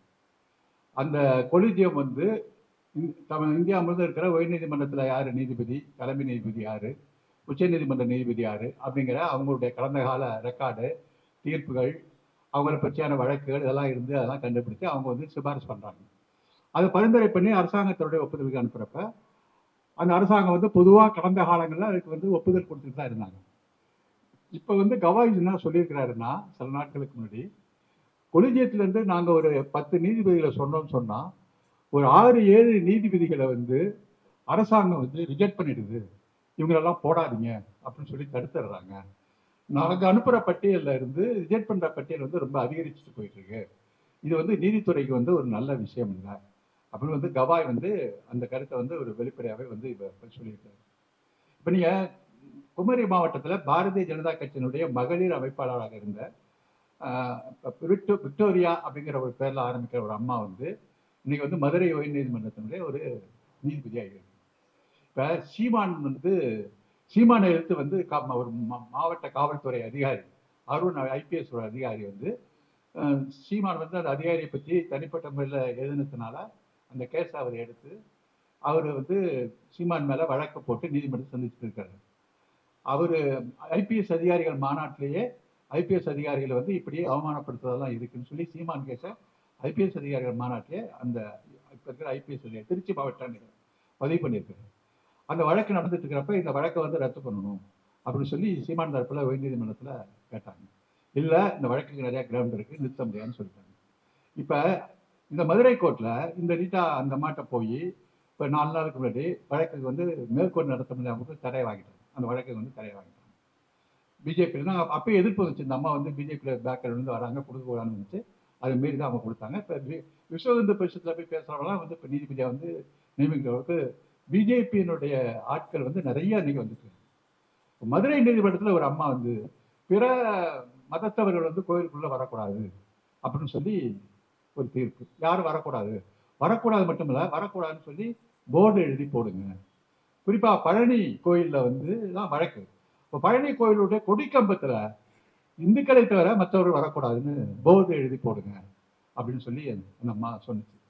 அப்போதான் கேட்டாங்க, பழனி வந்து கொடிக்கம்பம் இருக்கிற கோயிலே கிடையாது, அது வந்து சித்தர்களுடைய படத்தில் இருக்கிற கோயில், அது ஆகம கோயிலும் கிடையாது. கொடிக்கம்பமே இல்லாத ஒரு கோயிலில் எப்படி வந்து கொடிக்கம்பத்தை போய் போர்டு எழுதப்பட முடியும் அப்படின்னு சொல்லி நம்ம சுகிசேவங்கிறவர் தான் கேட்டார். அப்போ கண்மூடித்தனமான ஒரு அந்த மனநிலையில் தான் நீதிபதிகள் வந்து இப்போ இருந்தாலும் தமிழ்நாட்டிலே பல நீதிபதிகள் வந்து அப்படி சங்கி நிலைமை தான் இருக்கிறாங்க. இப்போ இதுக்கெல்லாம் ஒரு முற்றுப்புள்ளி வைக்கணும்னு சொல்லி ஒரு மாற்று ஏற்பாடு என்ன சொன்னால், IAS IPS ICSல அகில இந்திய சர்வீஸில் தேர்ந்தெடுக்கப்படுவாங்க. அவங்களுக்கு வந்து முன்னாடி வந்து ப்ரிலிமினரி தேர்வு, அப்புறம் மெயின் தேர்வு, அதுக்கப்புறம் ஒரு இன்டர்வியூக்கு அப்புறம் தேர்ந்தெடுக்கப்படுறாங்க. இப்போ இந்திய அரசியல் சட்டத்தினுடைய 312 நினைக்கிறேன் அந்த பிரிவின் கீழே ஜுடிஷியரிக்கும் IJS இந்தியன் ஜுடிஷியல் சர்வீஸ் என்ற ஒரு ஜுடிஷியல் சர்வீஸ் ஒன்று வச்சு அதுக்கு வந்து ஒரு கேண்டிடேட் அப்ளை பண்ணி அவன் பிரிமினரி எழுதி மெயின் எழுதி இன்டர்வியூவில் பாஸ் பண்ணி அவனை வந்து இப்போ ஜட்ஜாக போடணும் அப்படிங்கிறதுக்கு இந்தியாவோட அரசியல் சட்டத்தில் இப்போவே இடம் இருக்கு. IJS கொண்டு வரதுக்கு சட்டத்தில் வாய்ப்பு இருக்கு. ஆனால் IASக்கு IPSக்கு IASக்கு கொண்டு வந்தவங்க இந்த IJSக்கு மட்டும் இது கொண்டு வராம அரசியல் சட்டம் உருவாக்கப்பட்ட காலத்திலேயே எச்சரிக்கையாக இது தவிர்த்துட்டாங்க. இதுக்கு வந்து ஒரு சட்ட வடிவம் கொடுத்து இந்த IJS கொண்டு வரணும் அப்படிங்கிற ஒரு இனிஷியேட்டிவ் எடுத்ததற்கான முயற்சியில வந்து VP சிங் பிரதமராக இருக்கிற போது அவர் வந்து அதில் இறங்கி ஈடுபட்டார். அது இம்ப்ளிமெண்ட் ஆகிறதுக்கு முன்னாடி வந்து அது நின்று போச்சு. இப்போ வந்து ஓய்வு பெற்ற பல ரிட்டையர்ட் நீதிபதிகள்லாம் சேர்ந்து ஒரு கடிதத்தை எழுதி இந்த IJSங்கிற பிரிவை நீங்க உண்டாக்கணும். இந்த IJS இல்லாதனால தான் கண்டவனும் பிஜேபியோட பிரச்சாரி சங்கி இவெல்லாம் வந்து உட்காந்துட்டு இன்னைக்கு வந்து நீதிமன்றத்தோடு தன்வயப்படுத்திக்கிட்டு எல்லா வேலையும் செஞ்சுட்டு இருக்கிறான் அப்படிங்கிற மாதிரி ஒரு கோரிக்கை வந்து இப்போ வந்து எழுந்துட்டு இருக்கு.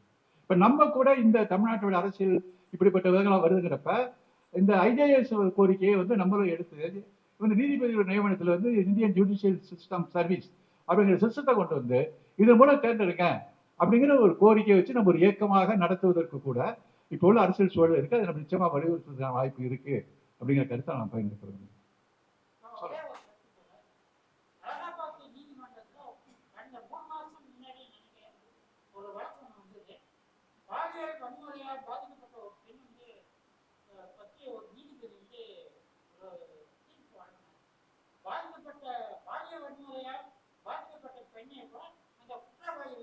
கல்யாணம் பண்ணிக்க சொல்லி அதே மத்திய பிரதேசத்தில் வந்து ஒரு வழக்கு பாலுறவு வன்முறைக்கு ஆளாக்கப்பட்ட ஒரு பெண் வந்து வழக்கு போறாங்க.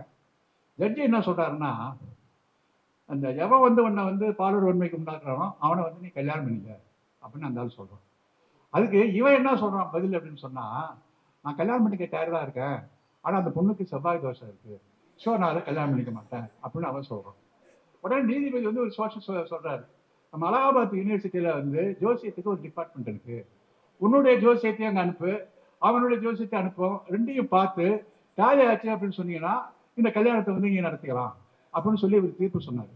உடனே சந்திரசூட்டு என்னடா இப்படி ஒரு பைத்தியகாரத்தனமா ஒரு தீர்ப்பு சொல்றாருன்னு சொல்லி அந்த தீர்ப்பு சிவமட்டா அவர் எடுத்து அந்த தீர்ப்பு வந்து அவர் ஸ்டே பண்ணார். ஒரு 1-2 நல்ல காரியம் செஞ்சிருக்காரு செஞ்சு. அதே மாதிரி அந்த ஸ்கீம் வந்து ஸ்டே கொடுத்தாரு. அதே மாதிரி வேறு மதத்துல திருமணம் செஞ்சது செல்லாது. இந்து முஸ்லீம் கல்யாணம் பண்ணது எனக்கு இன்டர் ரிலீஜியஸ் மேரேஜுக்கு சட்டம் இருந்தாலும் வேறு மதத்துல கல்யாணம் பண்ணது செல்லாதுன்னு சொல்லி ஒருத்தன் தீர்ப்பு கொடுத்துருக்காங்க. இன்னொருத்தன் வந்து இன்னொரு தீர்ப்பு என்ன கொடுத்துருக்காங்க ஒருத்தன்னா போசோ சட்டத்தில் போசோ சட்டத்தைப்படி ஒரு ஒரு ஒரு பொண்ணு வந்து ஒரு வழக்கு தொடுக்குது. அவன் என்ன சொல்றான், ஒருத்தன் போசோன்னு போய் அந்த வழக்கை விசாரிச்ச நீதி என்ன சொல்றான், இந்த இந்த இந்த பொண்ணை வந்து இவனை வந்து போசோ சட்டத்துல கைது பண்ண முடியாது, இது வந்து வெறும் பாலியல் பலாத்காரத்தை இவன் செய்யல, இவன் சிம்பிளா என்ன பண்ணான்னு சொன்னா அந்த பொண்ணு மார்பை பிடிச்சி கசக்கினான், அந்த பொண்ணுடைய அந்த பாவாடை நாடா மட்டும் அவிழ்த்தான், இது ரெண்டும் வந்து போசோ சட்டத்துல பலாத்கார கற்பழிப்புல வராது அப்படின்னு சொல்லி அவன் வந்து விடுதலை பண்ணியிருக்கான். இது வந்து வடநாட்டுக்கு வந்த ஒரு நீதி விதம் வந்து. இன்னொருத்த என்ன பண்ணியிருக்கான்னு சொன்னீங்கன்னா, மனு தர்மத்தினுடைய அடிப்படையில், அதாவது 17 வயது பொண்ணுக்கு வந்து கல்யாணம் நடந்திருக்கு, 17 வயது சிறுமி, அந்த கல்யாணம் நடந்திருக்கு, கல்யாணத்துல வந்து இந்த கல்யாணம் செல்லாதுன்னு வழக்கு போடுறாங்க. அப்போ என்ன சொல்றான்னா, இதெல்லாம் சட்டம் இப்போ வந்ததுதான், ஏற்கனவே மனு தர்மத்துல இப்படி சிறு வயசுல கல்யாணம் பண்ணி கொடுக்கறது நமக்கு தர்மமே இருந்திருக்கு, அதனால இந்த சிறு வயசுல கல்யாணம் பண்ணி கொடுத்தாதான் அவங்க வாழ்க்கையில வந்து ஒரு பக்குவப்பட்ட வாழ்க்கையை வந்து அவங்க பெற முடியும், அதனால இந்த கல்யாணத்தை வந்து தடை செய்யணுங்கிற அவசியம் இல்லை. அவர் மனு தர்மத்தை வெளிப்படையா காரணம் காட்டியே வந்து தீர்ப்பு கொடுக்குறாங்க. இதெல்லாம் வந்து வரலாற்றுல இருந்து இப்போ 2 மாசம் வந்துட்டு இருக்கிற ஒரு தீர்ப்பு தான். எல்லாமே வரலாறு உட்காந்துருக்கப்ப இப்படி ஒரு சங்கிகள் எல்லாம் உட்காந்துட்டு இருக்கிறாங்க. சங்கிகள் எங்க மட்டும் இங்கே மாடிக்கிட்ட பேசுறவங்களா இருக்காங்க தமிழ்நாட்டுல, மாட்டை கூட்டி வச்சு மாநாட்டு போடுற அங்கே இந்த மாதிரி முட்டாள்தனமான ஜட்ஜஸ் எல்லாம் அங்கேயே உட்காந்துட்டா இருக்கிறாங்க விஷயங்கள். சொல்லுங்க.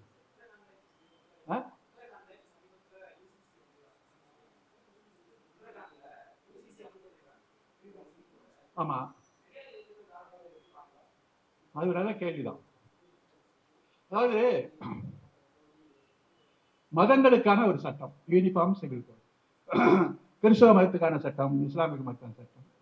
இப்போ நம்ம என்ன சொல்றோம்னா, ஒரு பக்கம் டைவர்சிட்டி, பல்வேறு பிரிவுகளுடைய உரிமைகளை வந்து அங்கீகரிக்கணும், அது இனத்தினுடைய உரிமை, மத உரிமை, எதாக இருந்தாலும் டைவர்சிட்டிக்கு வந்து அங்கீகரிக்கணும் அப்படிங்கிற மாதிரி அவங்களுக்கான ஒரு உரிமையை நம்ம கொடுக்கணும், முஸ்லீம்னா உரிமை கொடுக்கணும். ஆனா அந்த உரிமை அப்படிங்கிறது எப்படி இருக்குன்னு சொன்னா சமத்துவமான உரிமையா இருக்கும், சுரண்டலுக்கான உரிமையா இருக்கக்கூடாது. இப்ப நம்ம என்ன கேட்கறோம்னு சொன்னா, இந்த யூனிஃபார்ம் சிவில் கோடுங்கிற முழக்கத்தை யார் வைக்கிறாங்க அப்படின்னு சொன்னா, மதத்தை எதிர்த்து பேசுகிற பகுத்தறிவாதிகள் வைக்கல, செக்குலரிஸ்ட பேசுற நம்மள போனவங்க வைக்கல, மதவாதம் பேசுகிற இந்துத்துவ போன்றவர்கள் தான் யூனிஃபார்ம் சிவில் கோடு, எல்லா மதத்துக்கும் பொது சிவில் சட்டங்கள்ல மதவாதி தான் வைக்கலாம்.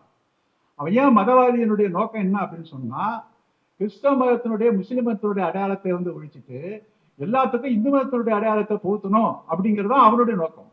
நம்முடைய நோக்கம் என்ன அப்படின்னு சொன்னா, நான் என்ன கேட்கறேன்னு சொன்னா, இந்து மதத்துக்குள்ளே ஒரு யூனிஃபார்ம் சிவில் கோட் நீ கொண்டு வா, இந்துக்குள்ளேயே உனக்கு வந்து யூனிட்டி இருக்குதா, இந்துக்குள்ளே யூனிஃபார்ம் சிவில் கோட் இருந்துன்னு சொன்னா ஏன் இப்போ ஆகமத்தை வச்சு பிளவுபடுத்துற, ஏன் வந்து பார்ப்பன அல்லாத கோயிலுக்குள்ள போகக்கூடாதுன்னு சொல்ற. அப்ப பெரியார் வந்து அந்த அனைத்து சாயிர அர்ச்சகராகிற மாநாட்டில் போடப்பட்ட ஒரு தீர்மானத்துல அவர் தெளிவாக ஒரு கட்டத்துக்கு மேலே போய் சொல்றாரு, மத சுதந்திரம் அப்படிங்கிற அடிப்படை உரிமையை அரசியல் சட்டப்பிரிவில் வந்து நீக்கிடு, அந்த அரசியல் சட்டப்பிரிவில் மத சுதந்திரங்கிற பிரிவை நீக்கிட்டு எல்லாருக்கும் வந்து யூனிஃபார்ம் சிவில் கோடு கொண்டு வா, எல்லாருக்கும் அந்த யூனிஃபார்ம் சிவில் கோடு கொண்டு வந்ததுக்கு அப்புறம் இந்த அனைத்துசார் அர்ச்சகரான சட்டத்தை நீங்க கொண்டு வாங்க அப்படின்னு 3 கண்டிஷனை போட்டு போறாங்க. மத சுதந்திர உரிமையை வச்சுக்கிட்டு யூனிஃபார்ம் சிவில் கோட கொண்டு வந்தீங்கன்னா அது இஸ்லாமிய கிறிஸ்தவ மதத்தை அழிச்சிட்டு எல்லாரையும் இந்துக்களாக மாற்றுவதற்கான ஒரு சூழ்ச்சியாக தான் இருக்கும். அப்ப மத சுதந்திர உரிமை எடுத்துட்டு எல்லாருக்கும் யாருக்குமே மதமே இல்லை அப்படின்னு சொல்லி நம்ம ஒத்துக்கிறது தயாரா இருக்கும். அப்ப எனக்கு வந்து நீ மற்றவனுக்கு கிறிஸ்டியனுக்கு கொண்டு வா, முஸ்லிம் அவனுடைய மதத்தோட கொண்டு வா அப்படின்னு சொல்லிட்டு, இந்து மதத்தை மட்டும் எல்லாருக்கும் ஒரு யூனிஃபார்மிட்டி கிடையாது, இங்க வந்து எல்லாம் வந்து பிளவுபடுத்த நாங்கள் வச்சிருப்போம் அப்படிங்கிறது வந்து இன்னைக்கு அந்த டிஸ்கிரிமினேஷன் எல்லாத்துலயும் இருக்கு. திருச்செந்தூர்ல கும்பாபிஷேகம் நடந்துச்சு, கும்பாபிஷேகம் நடந்ததால உயர்நீதி மன்றத்தில் வழக்கு போட்டு தமிழிலும் குடமுழுக்கு, குடமுழுக்கே எதுக்கு போடுறான் அப்படிங்கிறது வந்து நம்ம அண்ணங்காச்சாரியார் சொல்லியிருக்கிறார்.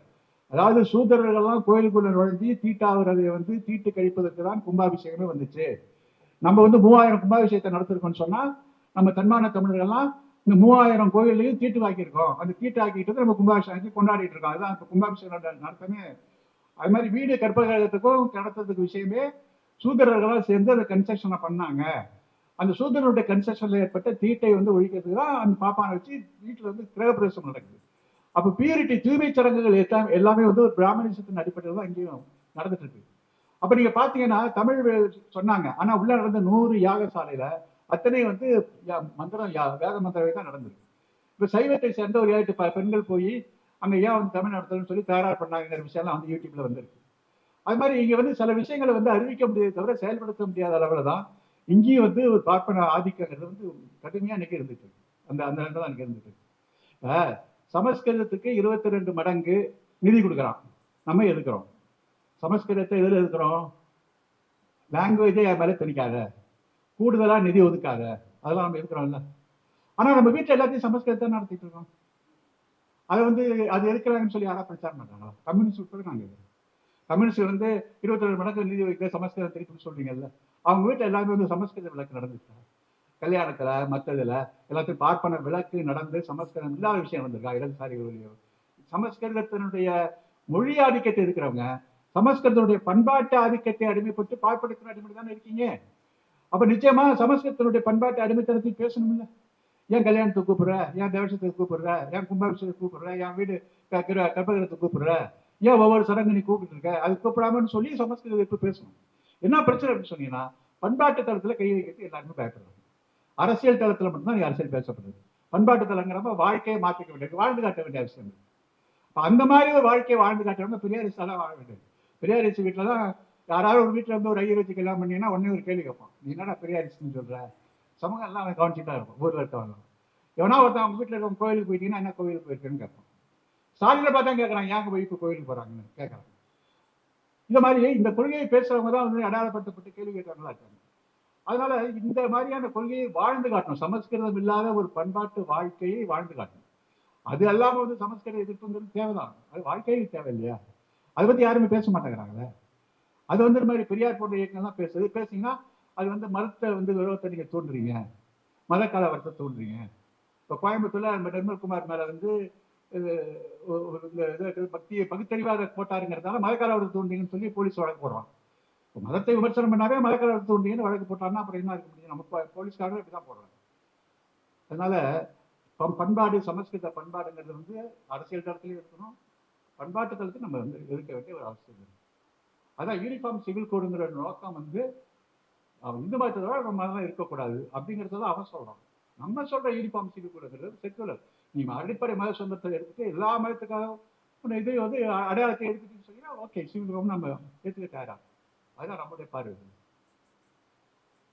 யாரா இருக்கா சொல்லுங்க, பேசலாம்.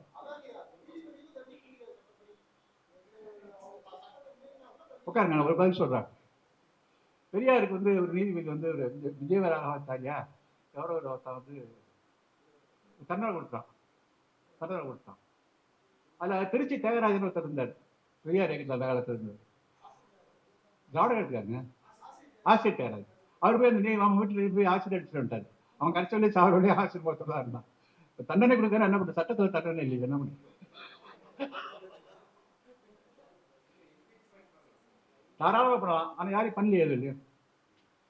விபி சிங் இருக்கிறப்ப ராமசாமி, ஜஸ்டிஸ் ராமசாமி மேல இம்பீச்மெண்ட் கொண்டு வந்தாங்க. பஞ்சாப்ல வந்து அவர் வந்து நாற்காலி டேபிள் எல்லாம் வாங்கினாரு ஒரு அப்பா காரியத்தை பண்ணி ஒன்னா விபி சிங் சப்போர்ட்டா இருந்தாரு. வந்தாங்க, அது கொண்டு வரப்படல. அப்புறம் காங்கிரஸ் மட்டும் கொண்டு வரல, இம்பீச்மெண்ட் வரல அவங்க மேல. இப்ப இவன் மேல இந்த யூபி பர்மா இவன் மேல வந்து இம்பீச்மெண்ட் கொண்டு வந்துருவோம். அதுக்கான வாய்ப்பு இருக்கு. ஏன்னா அவன் பிஜேபிக்காரர் இல்லை, இப்ப பிடிக்கப்பட்டிருக்க வந்து பிஜேபிக்காரர் இல்லை. அதனால அவர் மேல இம்பீச்மெண்ட் கொண்டு வரான். ஆனா இந்த விஸ்வ பரிஷத்து மேல இம்பீச்மெண்ட் கொண்டு வந்து வரக்கூடாதுன்னு தடுத்துட்டு இருக்கான். இந்த ரெட்டை வருஷத்தை வந்து பொறுத்து கொஞ்சம்